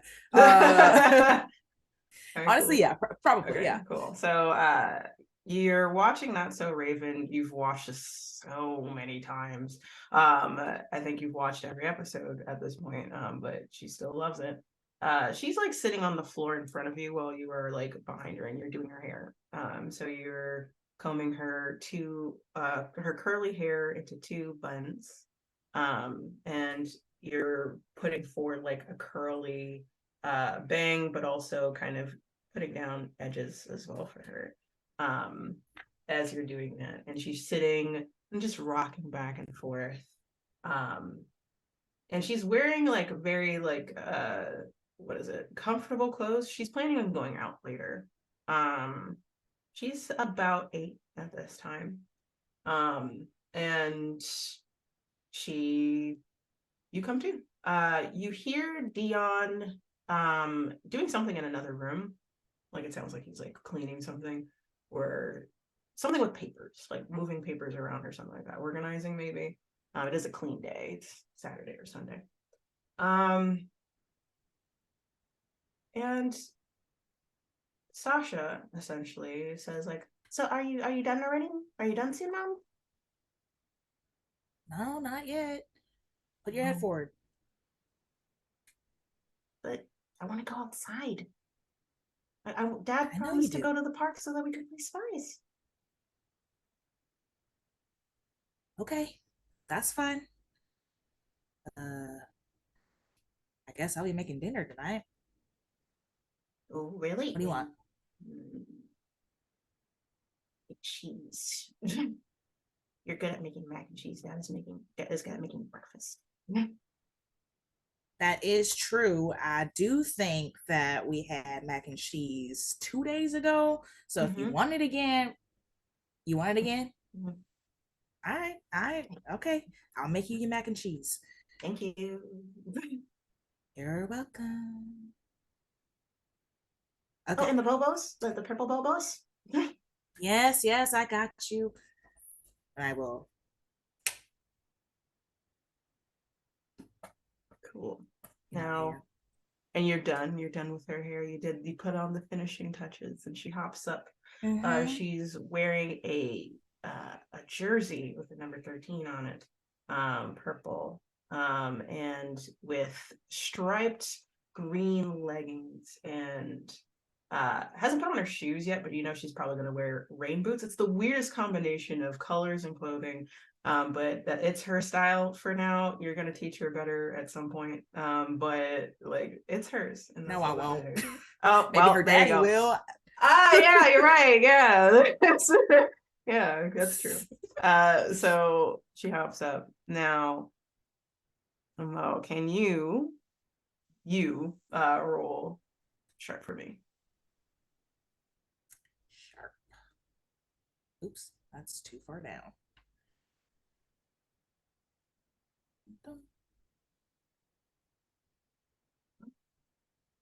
Cool. So this is Mo from 10 years ago. It seems like the mental space suddenly slams into Bo from present time, and you become very aware of what's happening. You remember that outfit very, very well. It's the last outfit you saw your daughter in. And it is what was described to you when it came like to that, like there was someone that needed to be identified. That was back at the morgue. And you feel the impulse to change things here because this is a memory, right? You're not sure why you're here. So you become very self-aware of what's going on right now. baby, Sasha, come here. Hmm? Yeah. Why don't y'all stay in tonight and we can play spies here? No. Why not?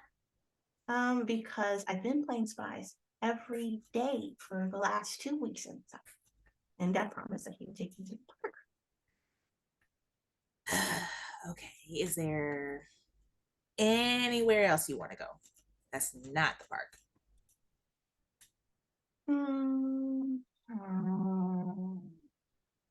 Six Flags. Six Flags, girl. You think I got Six Flags money? I mean, it's but I want to go. That's like the only thing I can think of that I want to do, other than spies. Okay. How about this? You play spies another day, and I'll take you to Six Flags next weekend. Why can't I go out today? Cause girl, it's late. Six Flags is there a Six Flags in Texas?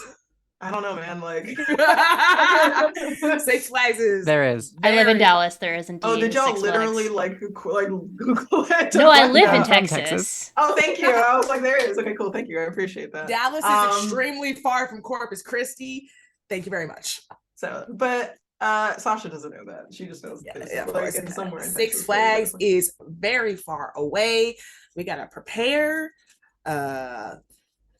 We gotta take time off from our busy jobs. But if you just stay in this one night, okay, and we can all be together, and I can make my mac and cheese. We can watch one of your Spy Kid movies, I guess, if you want. Ooh, that is true. I would like to watch it again. Which one or two? I mean, I can't tell the difference between Both? them, to be honest with you. Both? Oh man. Yeah, we can watch both.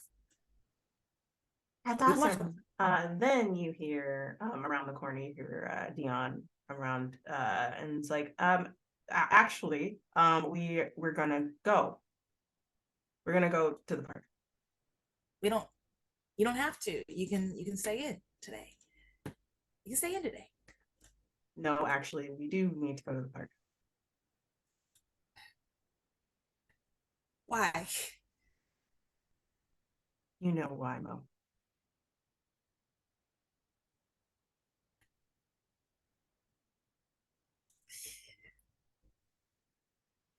Sasha, baby.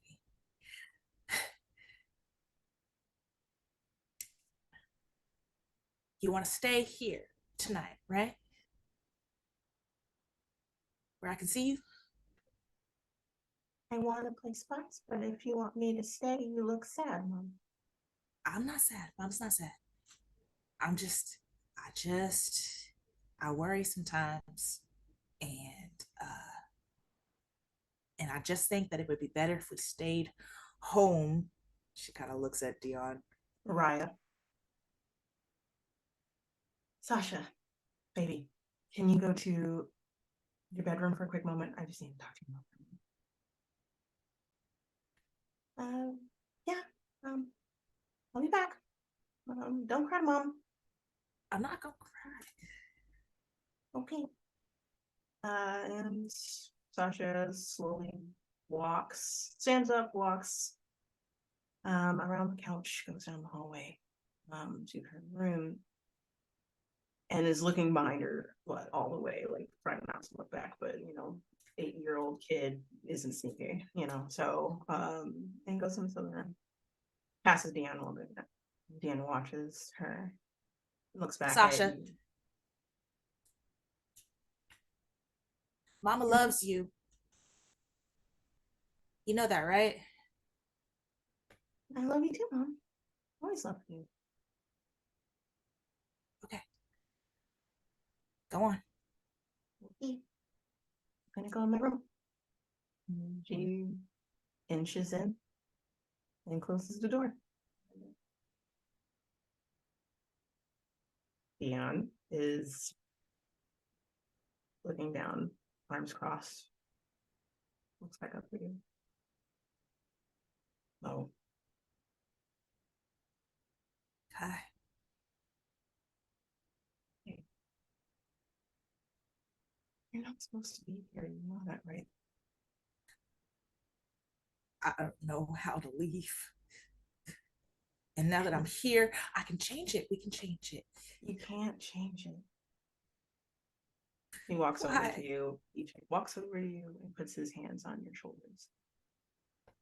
This is the past. It can't change. I'm not sure why you're here. I'm happy to see you. I'm so happy to see you. Why would you send me away? This isn't right. Something's wrong. This isn't how.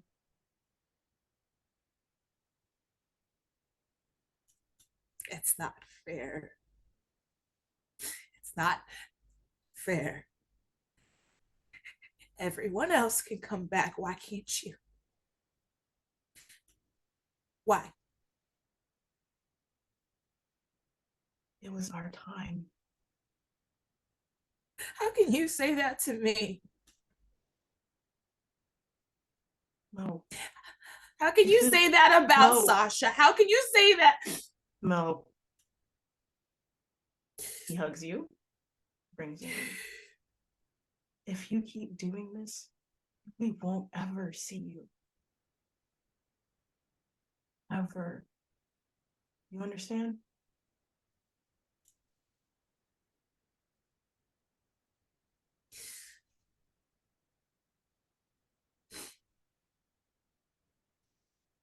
Ever. I don't know what's going on or why you're even here. He looks around like this is a middle place. You're not supposed to be anywhere near here right now.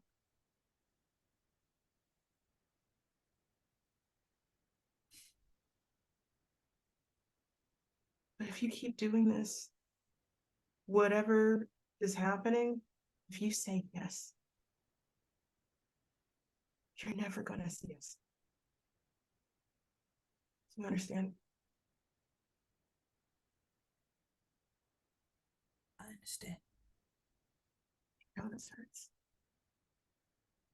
I wish we didn't go. I really did. I wish Sasha made it out. She tried. But it was our time.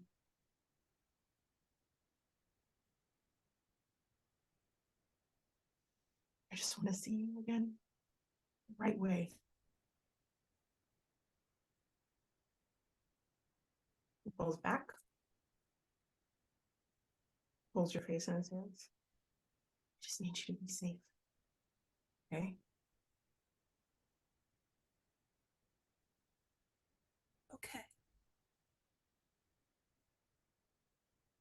And in a split second, you are back at the entrance of Calico Avenue.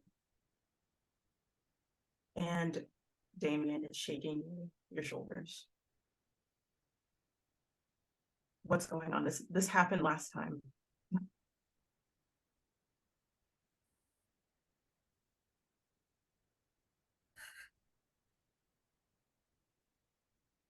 I'm back. I'm back. I'm back. Where are you going every time?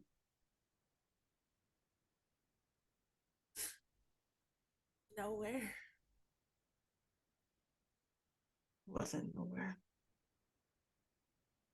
Theo's on the other side of you. You can see everyone is in front of you. Like, keep in mind, you're past the magical barrier of Calico, so you're in Manhattan.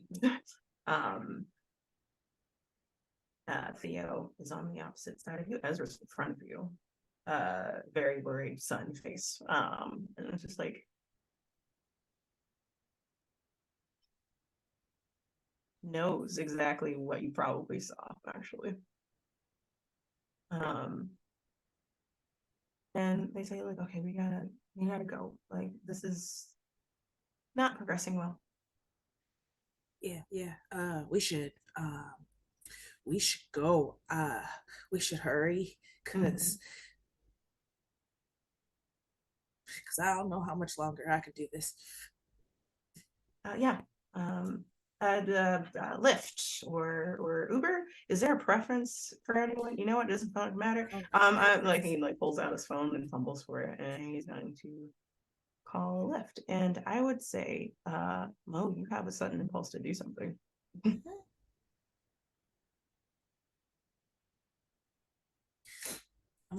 okay. Did anything happen? Did I hurt anybody? No, you didn't hurt anybody. You just zoned out. That's it. Is that the truth? That is exactly the truth. Is. Sick. Okay, I would like to use my move then. Please do. I am excited to see what happens. Me too. All right, let's see. I'm terrified. Don't worry. Don't worry about it. Don't worry about it. Don't worry about it. Okay, what am I rolling? Weird. Weird? Sick.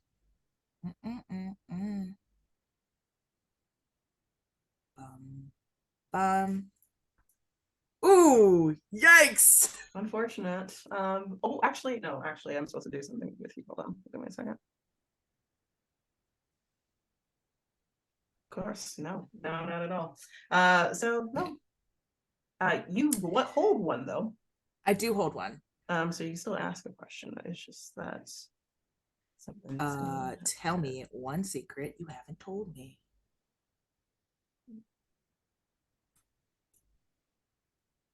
Hold on.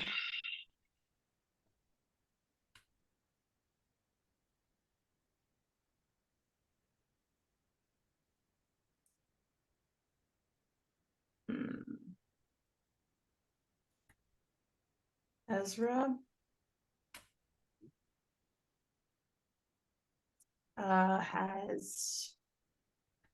sees Theo as someone very akin to a father figure.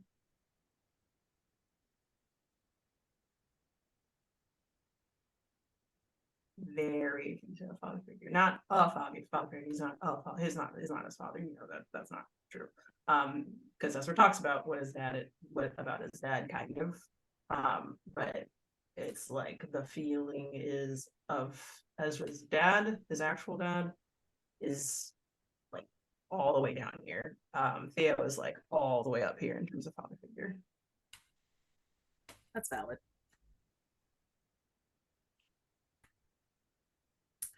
I do think that me failing means that I tipped him off. Yep, you did.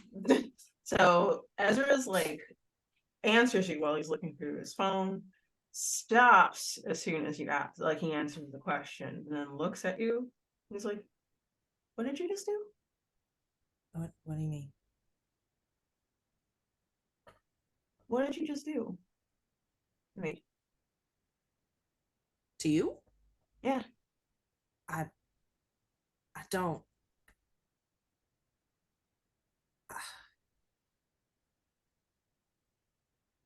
What do you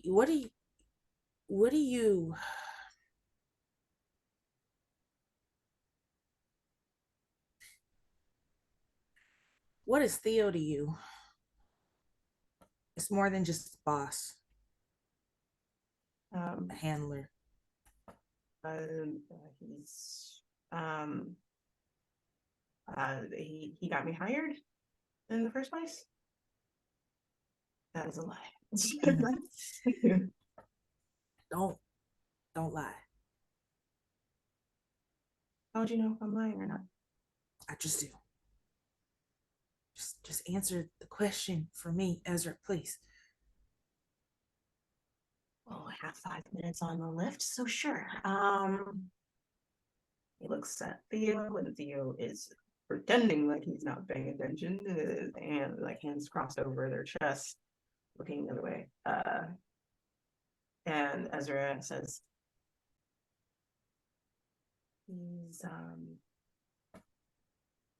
he's been a family friend for ever since I was a kid. He's they don't like saying it, and I don't like saying it, but my godparent. Huh?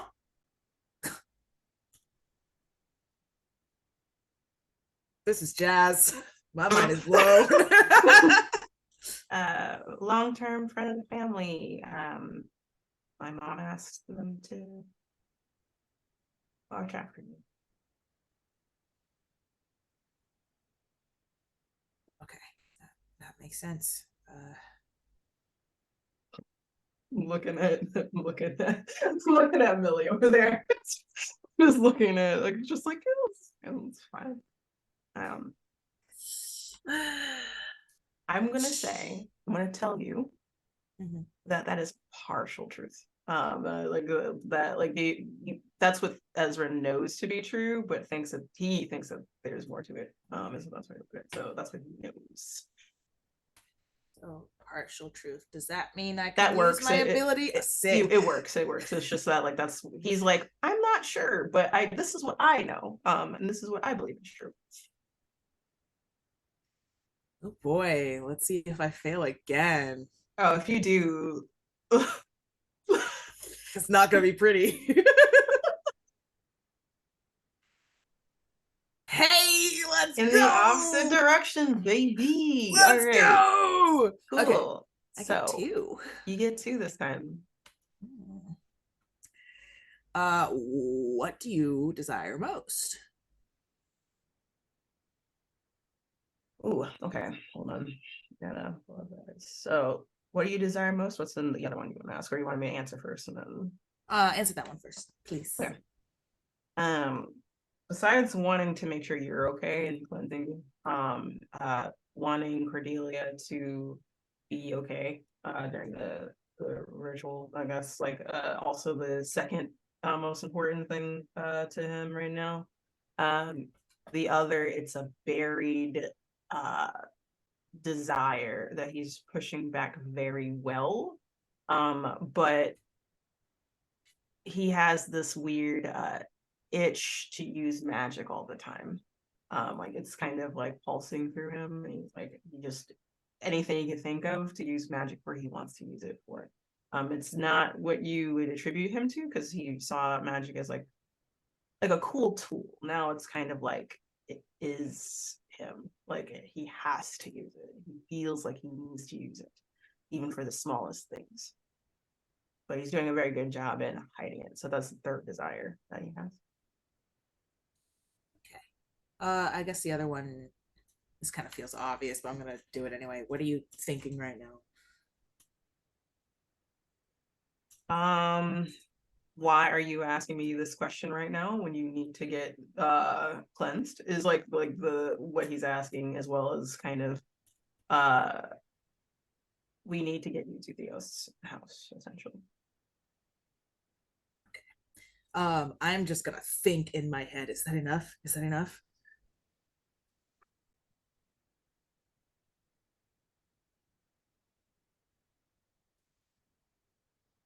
That is enough.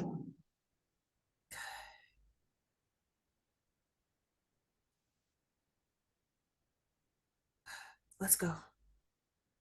Hey, yeah, and you do. Theo's eyeing you really hard though.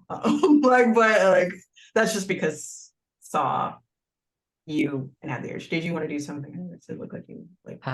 Yes. Could I attempt to, hoping it doesn't work, use my monster empathy ability on Mo? Yeah. Yeah. And that's double sixes for a 11. Yikes. So got it 2. works. It works. It's the best way to put it is like at the edges.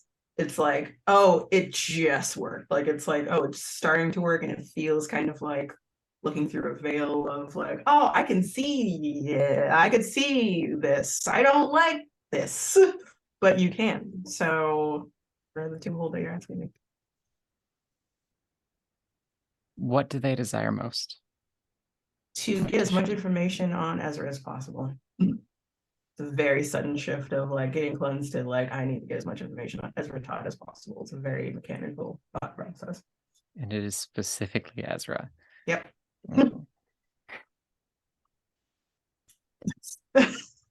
What would distract them? If y'all stay the path to going to Theo's apartment. Or if something else were to happen for some reason, which I don't think it will, but that means something special were to happen, then not detaining Mo, but like telling Theo that like something's wrong, and having him assist with moving her forward. But right now it seems that she's fine. Like, you know, like she will go with you. It's not like she's like fighting you or anything. Okay.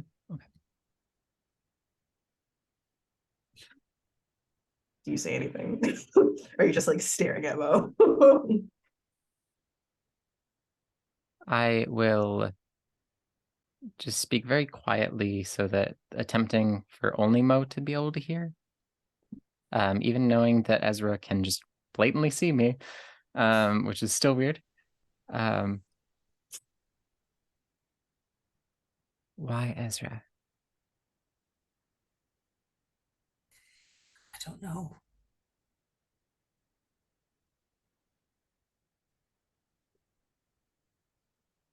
Okay, then we don't have to talk about it. Let's talk about anything else. Tell me about your mom. Please. She loved bluebonnets. They were her favorite flower. But she didn't get to see many in the end because we moved so far away from them. But we always used to go around and have little competitions, seeing who could pick the most flowers, try and brighten up the space. Granted, I would spend more time just getting myself dirty and making a mess of things, but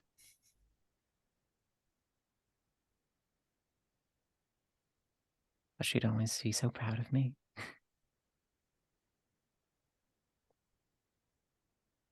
And I just continue to talk, and it's just story after story, and do as much as I can to distract Bo. Okay. Slowly hurting me. But I'm feeling it. So as you're having the conversation, Ezra keeps on looking at Mo while this is happening, but like counts down to the lift coming, and all pile in, and get to Theo's apartment. No issues, no need to roll anything, everything's fine. Knowing also that like Mo went into some place, that probably keeping her eyes not reading something, in some way. Just they're shut. They are shut. Like they're shut, or like someone's like helping you to like stay focused on something, whatever that may be. I would say Damien is choosing very like adamantly to sit next to you and making sure that you're comfortable is the best way to put it. So like being hesitant and awkward, putting a hand behind the back of the seat is the best way to put it, but also showing that he's I'm gonna there. grab his hand and Damn it. squeeze it. In a So death grip. hesitant, but then grabs it back just as tightly. And he's trying not to be very, very worried about you. Clearly. You get to Theo's apartment. Theo's dog walks across everyone's laps to get out first, and bellows to the front door. And then Theo shakes his head and then walks up to the door, opens the door quickly, and holds the door open for everyone. Come on, gotta get this thing going. No reading anything. Points to Mo as Mo gets in. You have signs in your apartment? No, but like I have lots of books. So just keep your eyes closed. And y'all get into the living room. Theo is tunnel visioning right now, and is gathering things from different rooms. As you all enter into the living room, you can see Megan and Millie are on the couch watching what on the TV? Supernatural. Yes. Yes. Damn it. Yes. That's I guess so. I'm gonna say it's like the Fear Ghost episode where just like in the seat listening to like Eye of the Tiger is the best way to God put bless. that. Bless. Y'all are just like making random commentary about it while everyone enters the room. Made yourself comfortable, huh? Would you rather we have stood outside looking like Obviously we were not. chasing the Just place? I didn't think that you would actually just chill in my Is house really and the watch time for Supernatural. banter? Theo, please. Fine, yes. And then Theo moves past y'all to go to another room. And it sounds like he is in the kitchen gathering things, and he goes downstairs because he has a basement area. There's like brownstones normally have another entrance to the front, going to basement. And he's there for a little bit while he's gathering the things that he needs. Ezra comes in to both of you and says, okay, so Mo's not doing really great. I think that whatever is going on, she's on her last legs. We kind of need to get this going. So anyone that can help magic wise to we're going to be making a cleansing circle essentially. I'm going to and you see Ezra start moving the coffee table in the middle of the room to the side, pulling up the rug, and is now patting himself as if it would be on him. But then it's like, oh no, what the fuck am I talking about? And then like goes into another room and comes back with like a chalk of some sort. It's not a normal chalk like you see like with the kids' sidewalk. It's like a black colored chalk that has like sigils carved into it. It looks like it would kind of be more waxy, but light colored on the wood floor. It's like, I'm going to be starting to make this circle for cleansing. Okay. I'm going to need 1 or 2 people to help with channeling energy while cleansing is happening. Okay. Yes. Yes, Mills. I'm volunteering. Yeah, like there's a thank few of you. us who can help. I think we all can actually. Okay, cool. Thanks. I Thank you. can't. You sit. I can't. Don't look I'm at a sit. anything. I'm a sit. I'm a. Megan also turns off the TV so you don't like read anything on the TV. Yeah. Subtitles. Subtitles. All right. While that is happening, Mo, can you roll again to after the question? Oh, look cool. Yeah. Oh boy, oh boy, oh boy. Do. Da-da. Oh shit. I was hoping. Okay. So There's always Ezra's luck. like getting down. Would you use luck? Nope. Is there any way to Okay. help? Unless Mo wants help or Jazz wants help in the role. I think Mo would kind of feel it coming on and just go, oh, it's happening again. Okay, so then yeah, roll. Anyone that wants to help can roll. But to help out, help someone out. What's that roll again? Is it cool or I is think it? it's cool. Where are you? Help someone out. Yep, cool.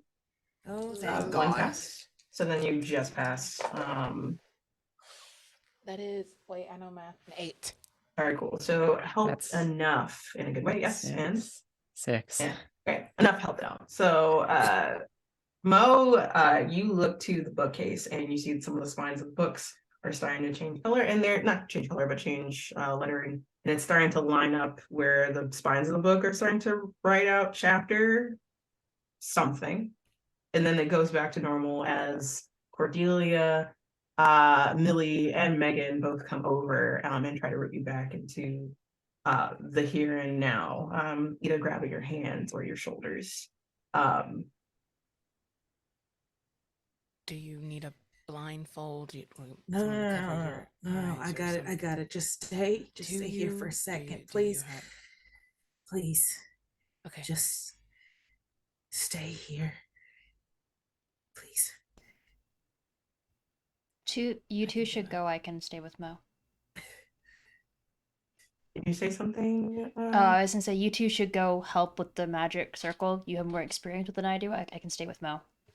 Cool. Okay. Whoever's helping with the magic circle, Ezra breaks it in half to give it to whoever wants to help. Or breaks into however many pieces you want to help in. Everyone roll use magic. Me too? No, not you. Not you. I'm like halfway magical now. That is double 4s on the die, 4 and 11. Cool. Oof. I got a 9. Cool. All right. So you have a glitch, Millie. What would you like the glitch to be? Unfortunately. Can the glitch be no glitch? No. I feel like that would be a glitch for you, honestly. The immediate concern. Okay, let me go to. It's weakened, the duration is short, you take 1 harm, magic draws immediate unwelcome attention, and has a problematic side effect. I like it feral. Give it to me. I hate saying it because I know this is a problem. The magic draws immediate Yes! unwelcome attention. Yes! Let's go! Let's go! Let's go! Y'all synchronize, whoever's like helping with making the sigil. And Millie, as you're drawing,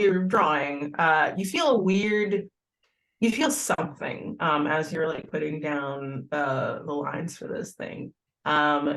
It's not you, it's like nothing wrong with you, but you feel like someone is watching or aware of what you're doing. And in that moment, the front door starts to rattle, as well as the actually, who's closer to Megan? I think you would know this. So can you roll sharp for me?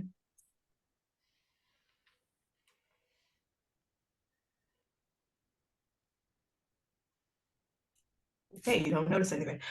So I would just say, Millie, you notice that you can kind of hear some rustling along the wall on the side of the building, but you're not sure what that is.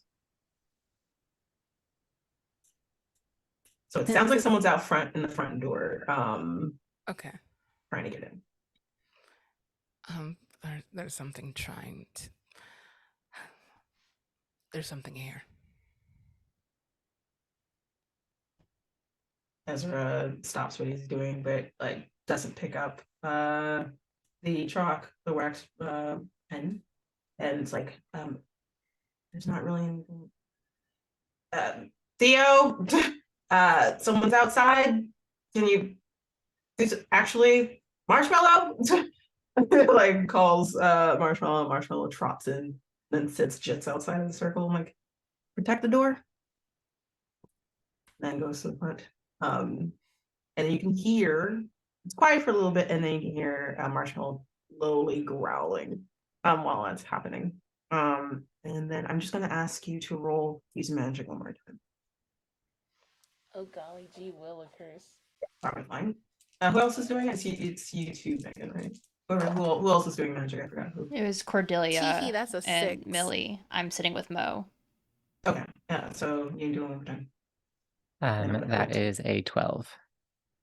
Cool. I'm just gonna roll magic to help because Ezra's helping you. Okay, you just passed with his help. So he notices that like you're probably getting a little distracted because someone's outside and you can sense them outside or like something's wrong outside.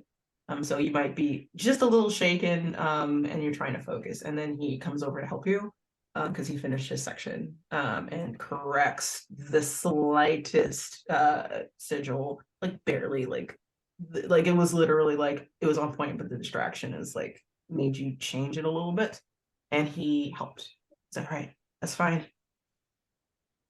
Shit, like and Should y'all I go see what that is, or yes, yeah, we're good with the circle. We just need to read something. And then Ezra goes over to Millicent Mo. go So out. you go. Yeah, do it. Go ahead. Have fun. Be careful. Be careful. So you're opening the front door? Yes. Yes. Okay. All right. So roll kick some ass. Oh boy. Could I possibly use the big whammy? You could totally use the big whammy. All right. I'm gonna use a luck point. Okay, use the luck point. Okay. No. I didn't want to fail back to back unless Totally understandable. So yes, use luck point. And that just means that you are able to do it just fine. It's a what? Is everything okay? You just look like ugh. But I was counting how many points I've used already. I got like two more. yeah. Oh god.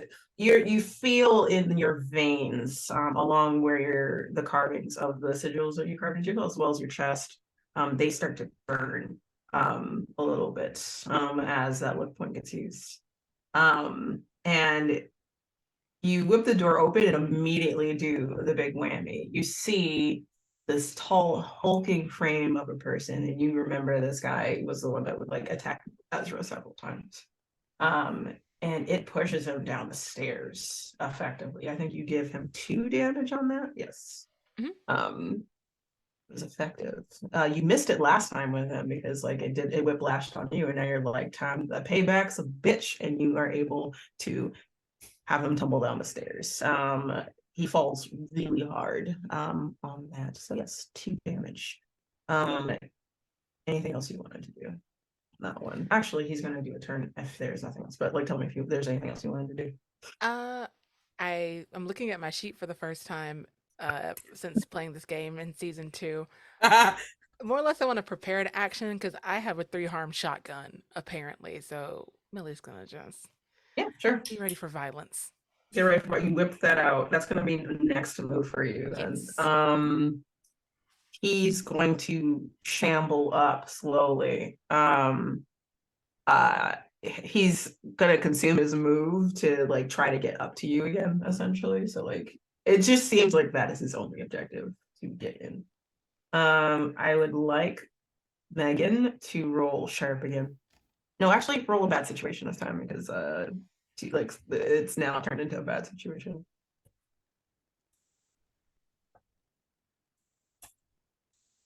You don't know that. I do. Oh my god. Boy. Am I gonna You level don't up notice twice this anything. session? So can you just roll sharp just in Yeah. Sorry, I'm trying to see how many I failed this session because I don't think I've been keeping track. Oh, okay. Yeah. Just sharp. Cool. All right. So you're not able to read a bad situation, so like you're not fine tuning what's going on, but a little too late, you hear that window upstairs that you broke getting in last time open. Uh-oh. Oops. She's gonna tell Mo to like look at the floor and she's gonna bolt up the stairs. Cool. You bolt up the stairs. Megan! Megan, That's it. you go. I know, like Megan, you go up the stairs. You see that was a DPS quicker than normal one with the hood up, standing at the top of the stairs. And it starts going down the stairs immediately upon seeing you and tries to attack you. Roll kick some ass to initiate the combat.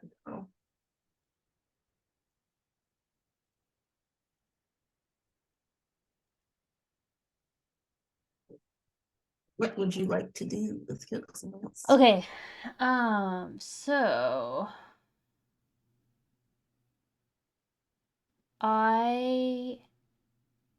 Okay, so question. Yes.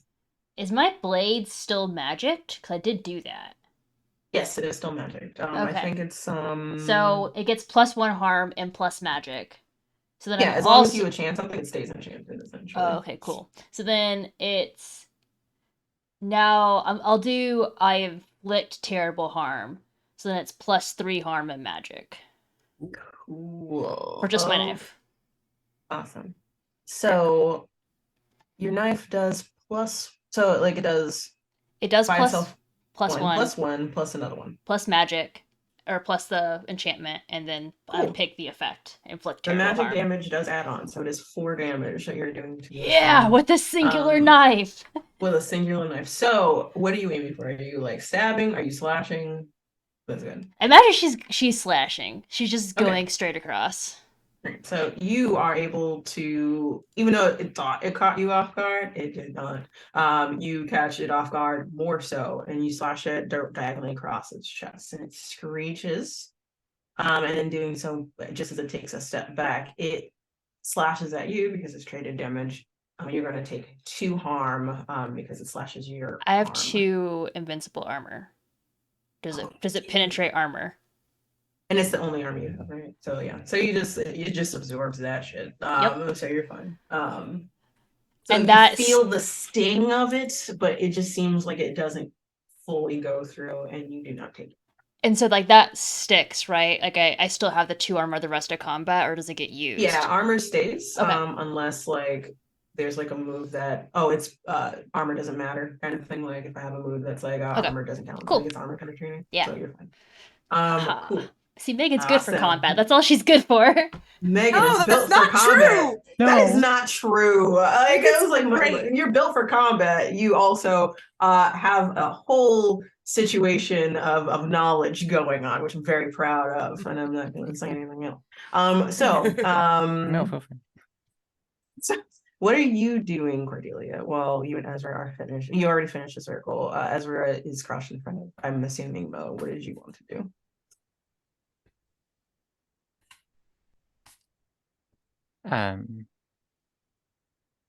I'm going to help Mo face away from the door if she isn't already. Mhm. And I'm just going to sit in front of her, holding both of your hands, and just eyes keep flickering back and forth between the entrance and Mo, and just try and keep you calm.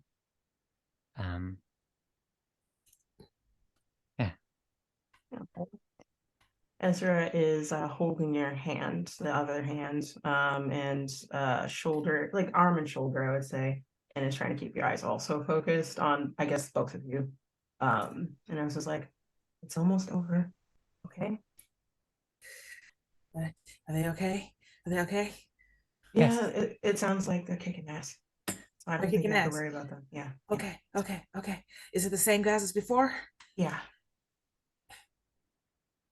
Isn't there 3 of them? I think that Marshmallow took care of the last one with the Okay. cleaners, Okay. probably. So you don't have to worry. Okay. It's We're almost good. done. It's almost done. Okay. Mhm. All right. At that moment, Theo comes in, barreling down the hallway and like slides into the room, very out of character for them in terms of clumsiness, but like Sorry, just had this. I God had damn the it. mental image. I had the mental image. I'm sorry. No, it's fine. I also like was giggling. And it's like, okay, you see that he has a jar of some kind of liquid or something like that. So give me a second. I finally show stuff. I keep on forgetting. I'm entirely sorry. So this bottle is what you see. Ooh, shiny. And as well as just in general has salt. So he's going to quickly, it's not like table salt, obviously, it's like a cleansing salt. And he puts that down in part way around the circle. Very precise about it. He's doing it quickly, not shaking at all. So it's very like punctuated and like practiced. And he leaves just enough room for you to enter. So this circle is about as big enough for 2 people. And he then also opens this jar, this little thin bottle, and he's going to trace over the outline, the circle with it, also extremely precise, and it just seems that it starts glowing with a yellow glow on that one. And he seems nervous in regards to like he's hearing like two people like having a fight in his house. But again, staying focused. Mo, while this is happening, I want you to roll cool again. Oh boy. Third time's the charm. Or not. Nope. Yes. Okay. So, while that happens, your eyes gravitate back towards that bookshelf, and the spines do the same thing they did before. And it spells out. No one's able to stop you, unfortunately. Time. Oop. Please stop. Please. It reads, Chapter 8.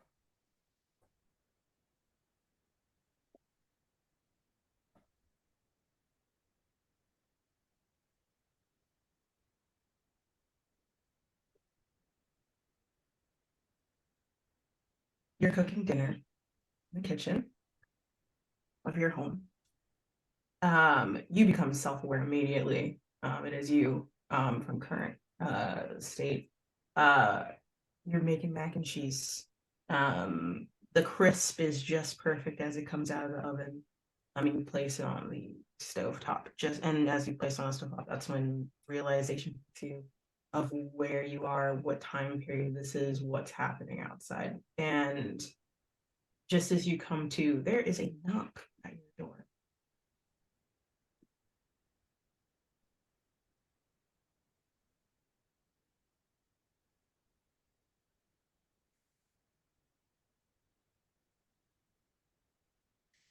Sasha? Sasha? The knock continues and turns into the doorbell.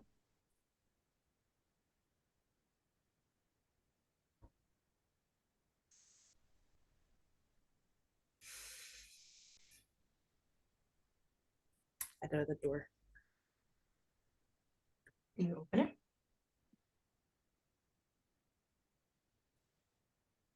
You open the door. And you see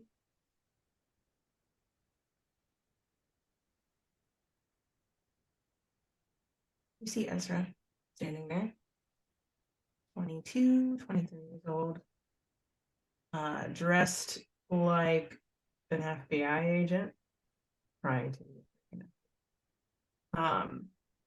and is able to is wearing glasses. His hair is black in this memory, obviously, and he holds up a badge. Hello, my name is Ezra Cole. Is it okay if I have a moment of your time? Yeah. Mhm.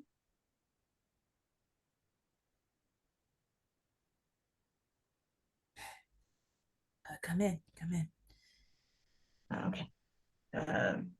Kind of ducks his head as he steps in, and so he has shoes off, shoes on. Yes, absolutely. No, take your shoes off, please. Okay. I wasn't sure. Okay. Yeah.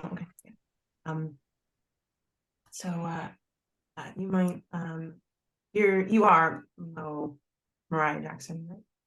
Mm-hmm. Maybe you should sit down. I'm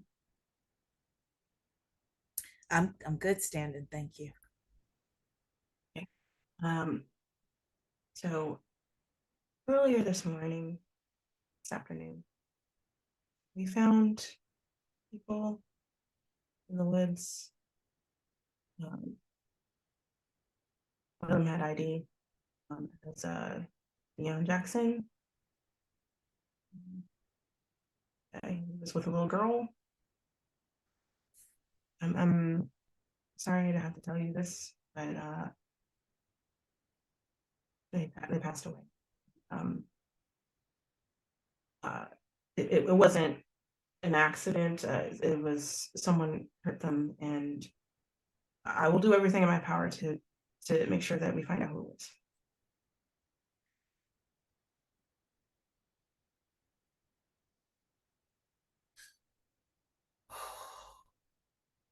You know, I thought it'd be easier the second time. I'm sorry.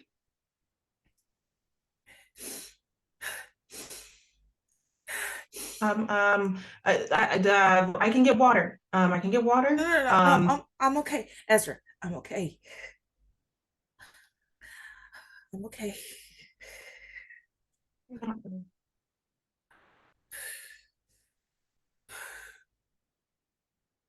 Let me get water, and he like literally runs to the kitchen, and hurriedly gets to the fridge where water, like gets the glass, pours water, and brings it over to you. And I'm assuming that like you go over to the living room, probably sit down in an armchair or a couch, and he hands it to you. It's like, oh, miss, I'm gonna bring whoever did this to this. It's okay.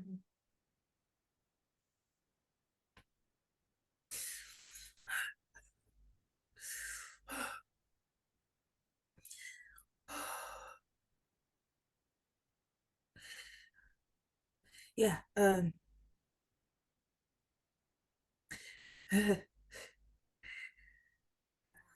feel like it's been so long I forgot what I'm supposed to say. Let me help you. I don't think that's a good idea. I don't care. I know you don't like you. This isn't obviously good news to hear, but we don't know what happened. And with all due respect, that you're a civilian.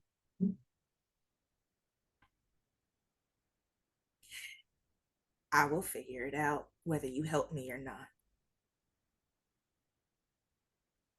I'm sorry, no, not at that moment. Ezra's eyes turn black, and then he smiles at you. In that moment,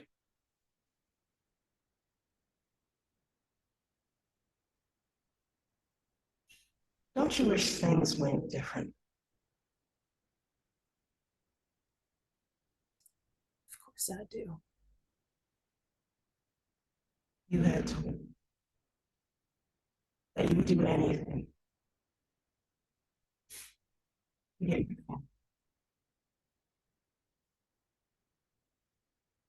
Is that still true?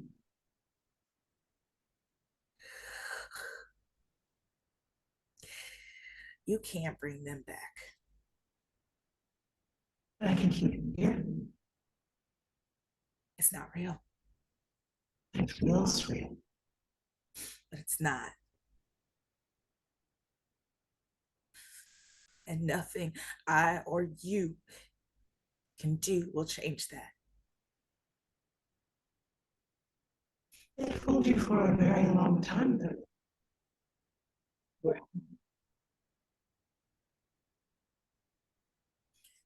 That's true. Do you not want to be happy?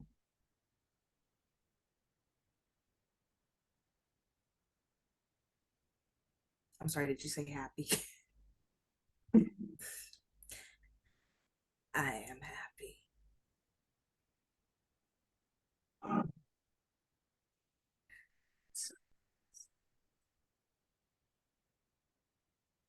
sorry, I didn't hear you.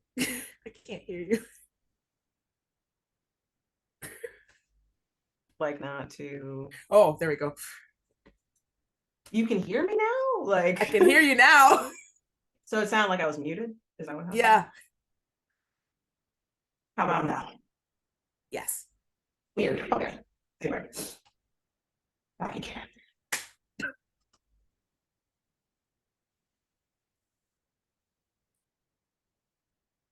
Don't you want to be happy? will guarantee that. All you have to do is let me in.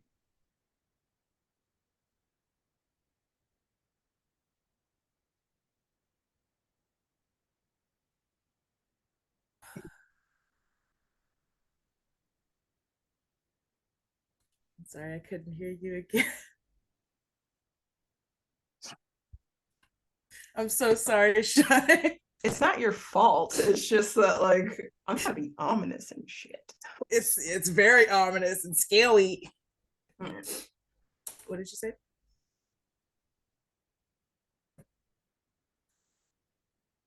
Can you hear me now? Mhm. Don't you want to hear your family forever? You would never have to be murdered by vampires. This ending can be different. I can write any ending you want.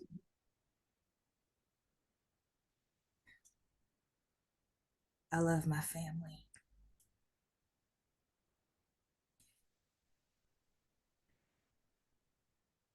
But I have another one. And I gotta take care of them.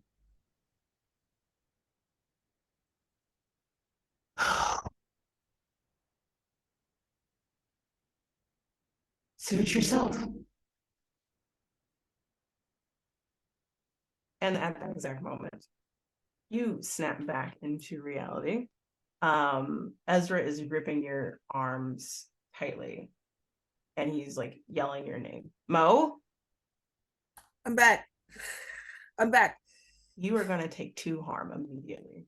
Ouch. You feel I'm not gonna say burning, but it feels like pain shoots up your arms. It's not like excruciating pain.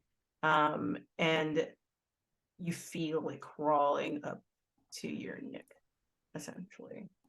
Doesn't spread further than that, it stops. And you feel like this they're gonna try to bring you into another memory again to do this again until you say yes. And each time it's going to hurt. So okay. As that Hurry. happens, brings Theo finishes the outline of the what he put in the sigils essentially. And then steps back and steps into the circle and reaches a hand out to you. Come. I will lurch forward. Mm-hmm. Up off the couch into the circle. I never said what Damien was doing, but Damien essentially is going to go and help Millie while the sigil is being, like the rest of the circle is being closed off with salt. And Theo grips your hands. I'm gonna need you, Mo, to roll use magic. Ooh. I never do this. Where even is that? Use magic. I have a Stop really and bad don't feeling this is use magic against Theo. Oh boy. Yes, it is. So do the thing. What? Touch it. Watch it. Hey! Nope. It failed. Why? All right. So because it's I'm not used experienced magic, in this. not a little, not at all. So you don't do this, but it feels like a sudden energy comes out of your hands, shoots out, and tries to go up Theo's hands as he grips both of yours. And he grits his teeth. It looked like it hurt a lot, whatever you just did. But it reversed. You can see that his hands start like getting black with some kind of ichor when that happens. But something happens and it flies backwards essentially. And falls off of him. You're gonna take 1 damage in response to this happening. What is your health at? I'm 2 from dying. You'll be fine. It's fine. Yeah. It's fine. It's fine. We Gucci. So while that's happening, we're gonna go to Millie and outside. Damien steps out to assist you. And it's like, what's going on? They haven't registered Damien yet. They're kind of like waiting for this person. Wait, is it a person? What is like? It is a humanoid? human shaped person, but they have black eyes when they look up at you. Is there any intelligence in those eyes? Nope. Okay, well, never mind. So What were you trying to do? Because you can ask me, and I'll let you know if it can be done. I was gonna threaten it, but since there probably won't, there's no reason to. They're just gonna shoot. We'll kick some ass. Okay, I'm gonna kick some ass. Which is 0 tough, by the way. Uh, It's a 7. okay. I thought it was fail, so I was weighing my options. okay, thank you. So with a 7, it's just direct harm on each other. So is it 3 harm for a shotgun? Yes. So Close and messy. close and messy. So it only does 1 damage. You see that there's an energy around him that ripples when he makes contact, but it's able to get past that armor and hits him in the stomach. A little bit of a spray happens, and it goes through the shirt he's wearing. You can see the sprinkling of black ichor kind of slowly oozing out. It's really gross.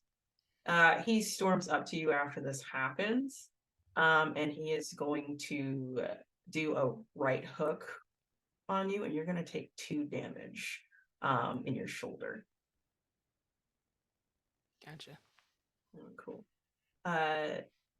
Damien is going to like just kick this guy down the stairs again. So like literally as that happens, he comes up from behind you and then he yeets him down the stairs with a full kick push essentially down the stairs. And he just tumbles once again. Which I'll make sure this actually works in the first place, because like Damien might be very unlucky. No, he's lucky.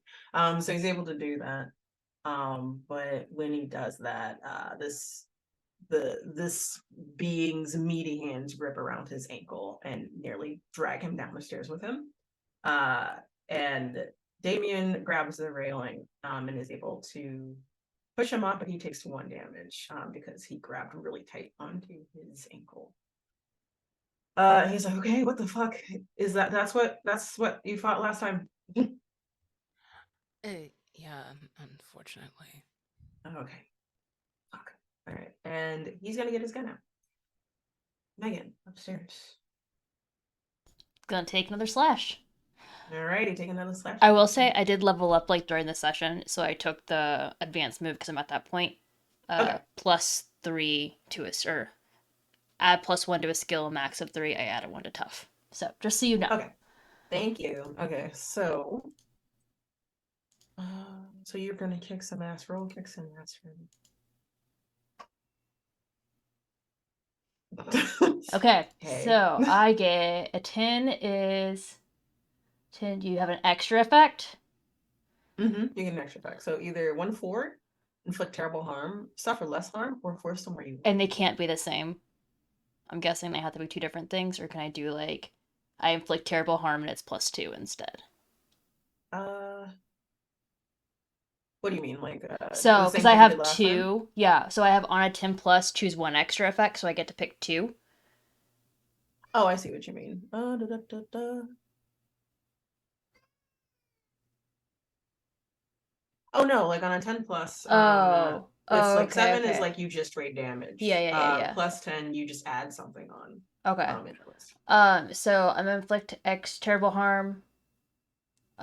So that ends up being the 4. Okay, let me just check because you might have like murdered this thing. Hold on. You murderized it, like holy hell, like Megan taking on one of these solo. Yeah, wait. Nicely done. All right, just checking. Almost. So like you do 4 harm again. And it will do the same thing again to you, but I'm assuming that it does nothing. What's gonna happen is that like they're going to push you down the stairs though with this. to gain distance. Mm. And they're gonna hop the railing as they give distance, and they're aiming to get into that living room. Because Okay. they're realizing this is not going to work. So they push me down the stairs and go down the railing. So like they get Yeah. distance and then close the distance, but I'm on the ground. You're on the ground. Okay, They're okay. trying Just to, making sure I like, understood the scenario. You need a moment to get Yeah, back okay. up as they do this. So I would say they're closer to the Cool. living room opening than you are at this point. Cool. Cordelia, what are you doing I now that Mo's in the circle? What are you doing now? right. Is there anything I can help with? Adding energy to the circle is what Theo says. Done. So yeah. So I would say you go. Ezra does the same thing. Ezra is behind Mo, and I would say you're behind you, unless you want to reverse. It's fine. It doesn't really matter. It's just adding extra. Mhm. So Theo's gonna look at Mo after taking that harm a little bit. She took harm. Body horror time. As most cast members have already like guessed about the scars on his face, they are not scars. So the ones closer to under his eyes, right here, as well as the one in the middle of his head, open. They are eyes, but all of them are glowing a very bright yellow. And he starts speaking in a tone that you find horrendous. Like to you right now, it sounds horrible. It sounds like screeching. To everyone else in the room, it sounds very melodic and soothing. But to you, it sounds cacophonous and horrible.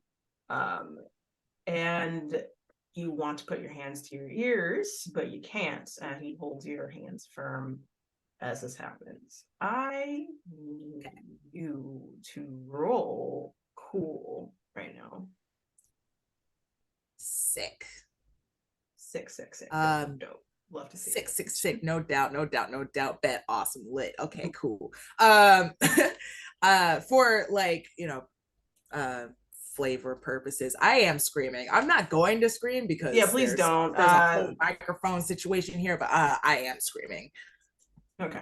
Hey, cool. Let's go. Awesome. So you're screaming as this is happening. You can feel the feeling, the pressure that you didn't realize was in your head is like slowly evaporating. That pain in your arms is going away. It's kind of going down your arms. And this is going to keep on persisting. I need you, Cordelia, to roll help out right now. Ezra's going to do the same thing. Gotcha. That's a 9 on the die for an 11. Awesome. He gets a 9. So you both like push your hands into the outer edges of this circle, and you feel your energy being pulled in to assist. Mo, this continues, and I need to roll cool one more time.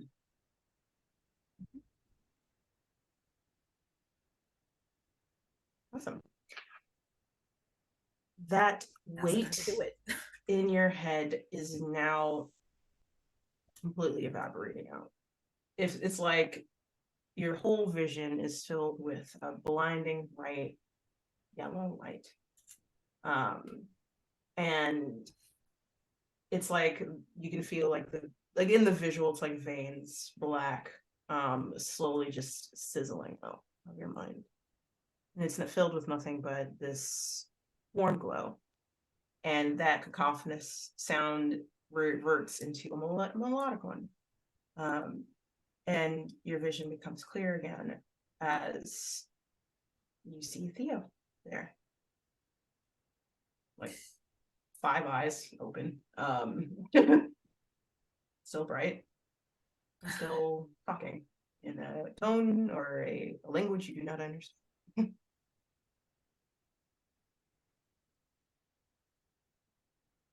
My knees buckle. Yeah, he catches you before you fall. He's like, okay, it's done. It's okay. Take it easy. What the hell is up with your face? Fuck you. He says.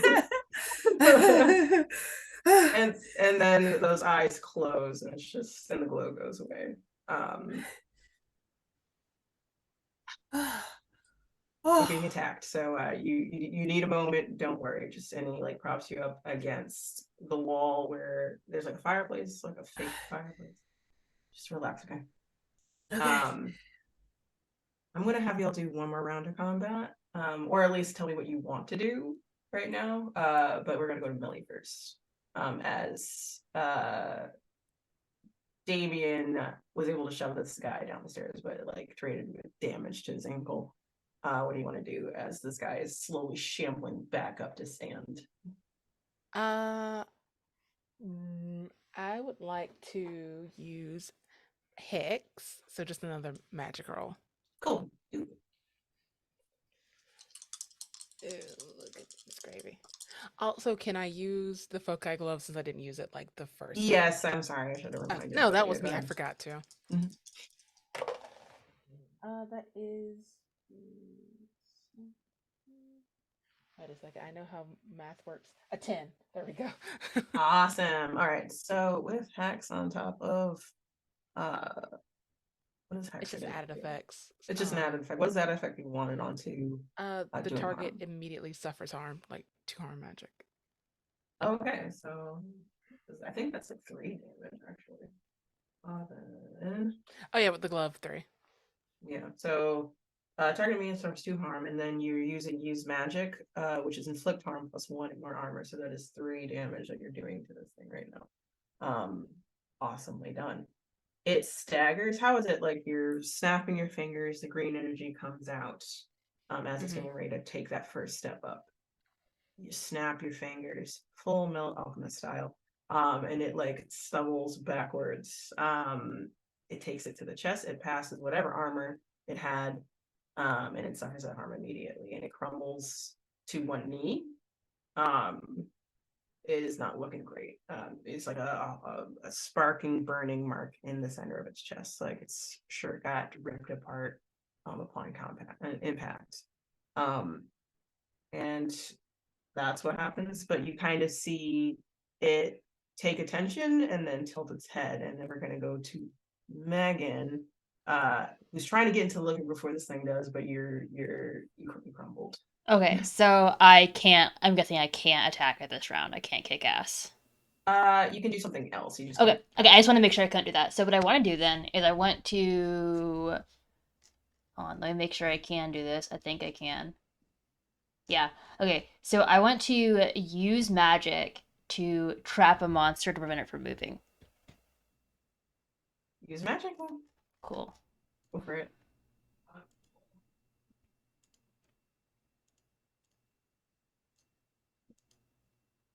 Okay. Cool, but there's a glitch. Oh,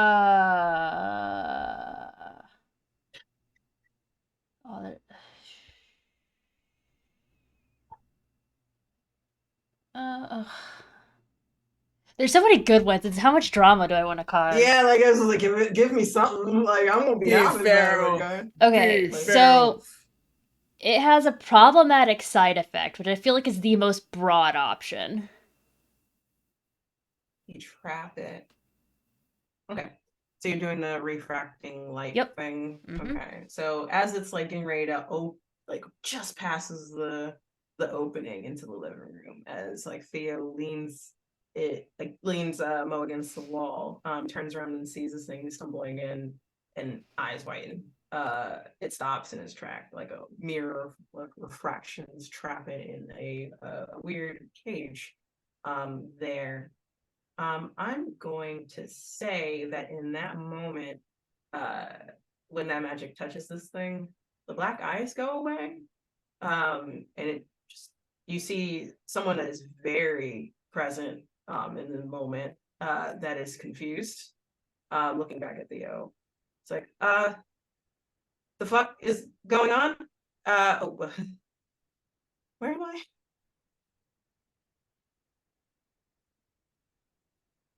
That how? Shit. I think I need a hospital. Why am I bleeding black? I think it fucked you up. Use my empathy. Yes, you can. I was gonna go to you next. Yes, so please do. No, I cannot. Oh, okay. That's a 5. Oh, so you get overwhelmed, right? Is what happens? I think something like that. Okay.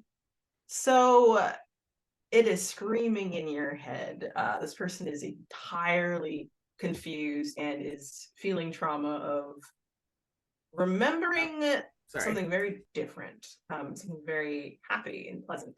And then they were ripped into pain and it trapped, and their blood is a different color, and there's strangers surrounding them, and they feel like they're getting ready to go into shock, is what you're starting to feel at the moment. Then they crumble to their knees on that one.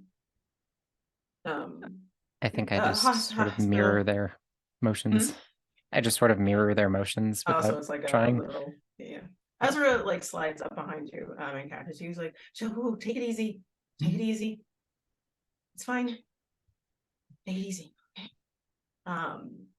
And Theo was getting ready to do something to this guy, but like memory seems like a cognizant person. He stops in his tracks before he can do that.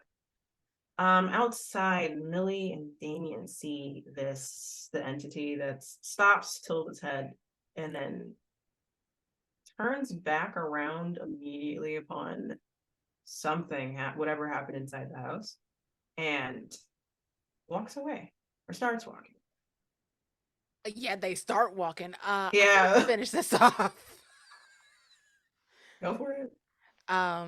Just make it weird again. For another whammy. Goodness gravy.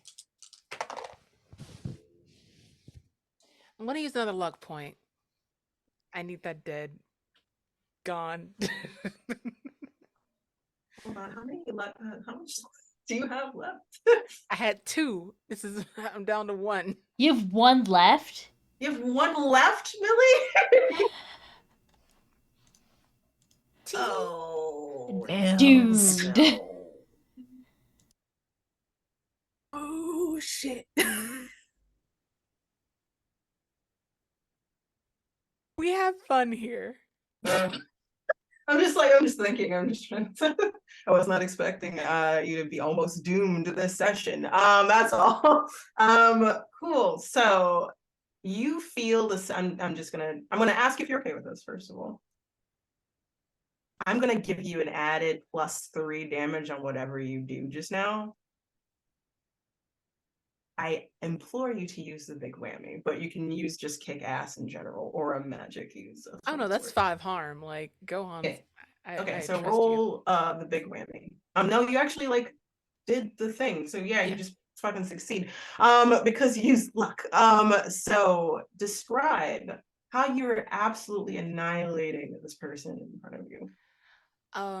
Since they have this like searing burn or whatever magic exuding from their chest, it is just full consumption. This what usually is a green lightning is flame, and they're just lit like a bonfire. Cool. And they get consumed by this entirely, down to the bone. It is so quick. It is startlingly quick. No one really noticed because you're on the streets of New York technically right now. You're in the front yard of like a brownstone. But they let out like a guttural inhuman screech for barely a second, and then when it's like a flame, right? Like a green fire or something like that. As soon as it came, it was gone, and all that's left is barely black ashes. Thicker. Kind of see the outline of 2 feet, where someone used to be. You didn't know you could do that.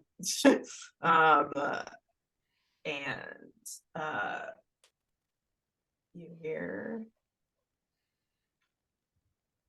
"Well done. Nicely done." I have so many plans for you, Nils. It's smelly. Take care. You get one plus X. You get XP for that because technically you like followed the flow of violence. So without even any words coming through, so you get experience for that. Damien looks horrified. Like, the fuck, I should never piss you off. Then he's gonna back up the stairs as you turn around and go back inside. And we're gonna go to the living room where Mo is recuperating. You're feeling better. You just ache a lot. It wasn't like any physical damage was done to you. It's a lot of spiritual or like energy damage has been done to you. And everyone's like crouched around you in some capacity. Hi. Is everybody okay? You're good? You're okay? Ezra like glares at you really hard and What? please shut the fuck up. I'm You do not fine. ask us if we're okay. Yeah. You don't get to do that today. I'm great.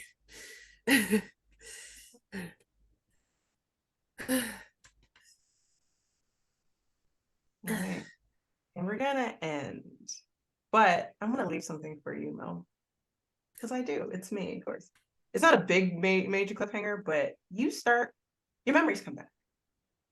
Every memory comes back in terms of the time that you blacked out to.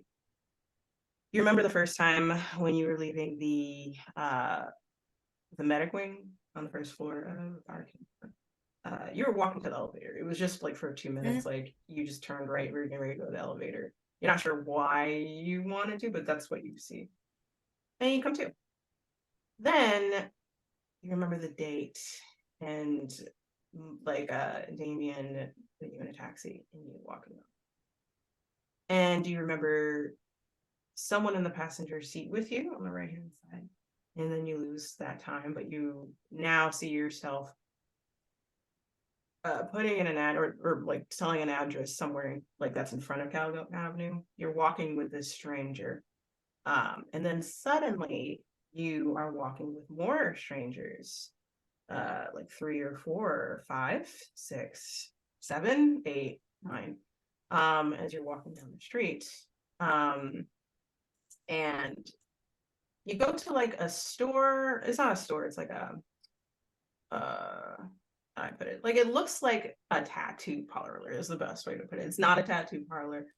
You walk in and there's like chairs that lean back for people that are getting tatted, and it reads like it's some kind of, you didn't get to see the title, but it is a place that magic users go to that's supposed to help with undoing magic of some sort. And you're like, oh, okay, weird. So it's kind of like undoing curses, hexes, stuff like that. And this group of people leads you to lay down and you follow just fine. Someone's like, that's there. It's like, okay, chill. Hi. It is too late for this. And one of them talks to, actually, I'm going to say to you that talks. And it's a voice you can recognize. I would like it if you could undo some memory magic for me, if you don't mind. What memory magic exactly? Oh, just I'm looking for a specific location that's one wipe from my memory, if you don't mind. That'd be very helpful. Thank you. And they're like, okay, pay up front. Another person goes up, pays them just fine. And like, and it's an overabundance of money. And they're like, okay, all right. No questions asked then. Okay. This person comes up behind you. And essentially you feel like a switch flip. And you, Mo, know that you went to see the doll maker the day before. and you do not know where the doll maker is because of the mental wards that are around where they are, you now know exactly where the doll maker is. You know exactly where you went to get to talk to the doll maker. That magic has been undone on your mind to where the containment center is. And unfortunately, it seems like they do too. And we're gonna end right there. Oops. Oops. Thank you for staying tuned with the episode 7 Unholy of the Arcane Court Seekers. And we're gonna start from reverse order. Jazz, how are you? How you feeling? How you do? I feel great. I feel awesome. Yeah.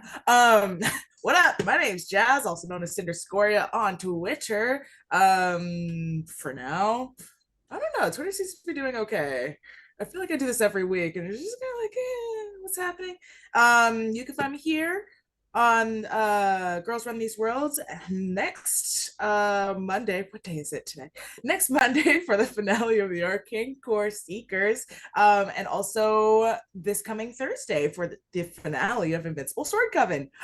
Wow, so many things. So many finales. So many finales. You can also catch me on Zeal Zaddy's channel tomorrow, Tuesday, and every other Tuesday. I mean, every Tuesday, not every other. You know what I mean? Every Tuesday for Elixia. That just started, so there's no finale there. But yeah. Plus other stuff that's coming, but I can't talk about it yet. So cool. Red. Hi, I'm Mistress Red, or Red or Mariah. I can be found here on Mondays, of course, but also on Mixed Avarice Studios every Sunday at 5 p.m. Eastern, where there's have their weekly Vampire the Masquerade game. We're currently at an an in-between season type of thing with intermissions, and one of our cast members may die in the next intermission. No one really knows, and the rest of the cast won't know until after the fact. So, that's a thing. Highly recommend you turning in. The other thing I'm part of is I'm one of the co-founders of of Huntsman's Hydra, where I'll be running a Vasting game called Shifting Worlds. We will probably start that up in January, so stay tuned.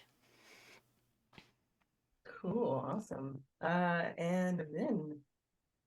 Hi guys, I'm Vin at VinVoxVA on Twitter. I'm an actual play performer and a voice actor. Just find my stuff on Twitter while it's still there. Again, that is VinVoxVA. Cool. And Iris. Hello. I'm doing bad. No. No, thank you for the wonderful session. My name has been Iris Wyndham.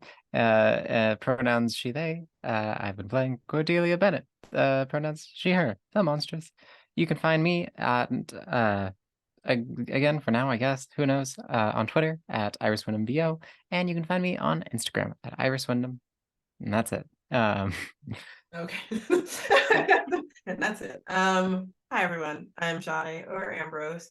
She, they pronouns. You can find me everywhere as SS Ambrose, except for Twitter. You can find me as SS Ambrose _ because someone took that from me and I've been waiting to see if they left Twitter so I could take that shit, but apparently they didn't because how dare they? So I'm still _ goddammit. You can find me here again on Monday with the finale of this. I am super excited with everything everyone did. Holy hell. We're landing the plane for this part of the season, so we'll see what happens afterwards.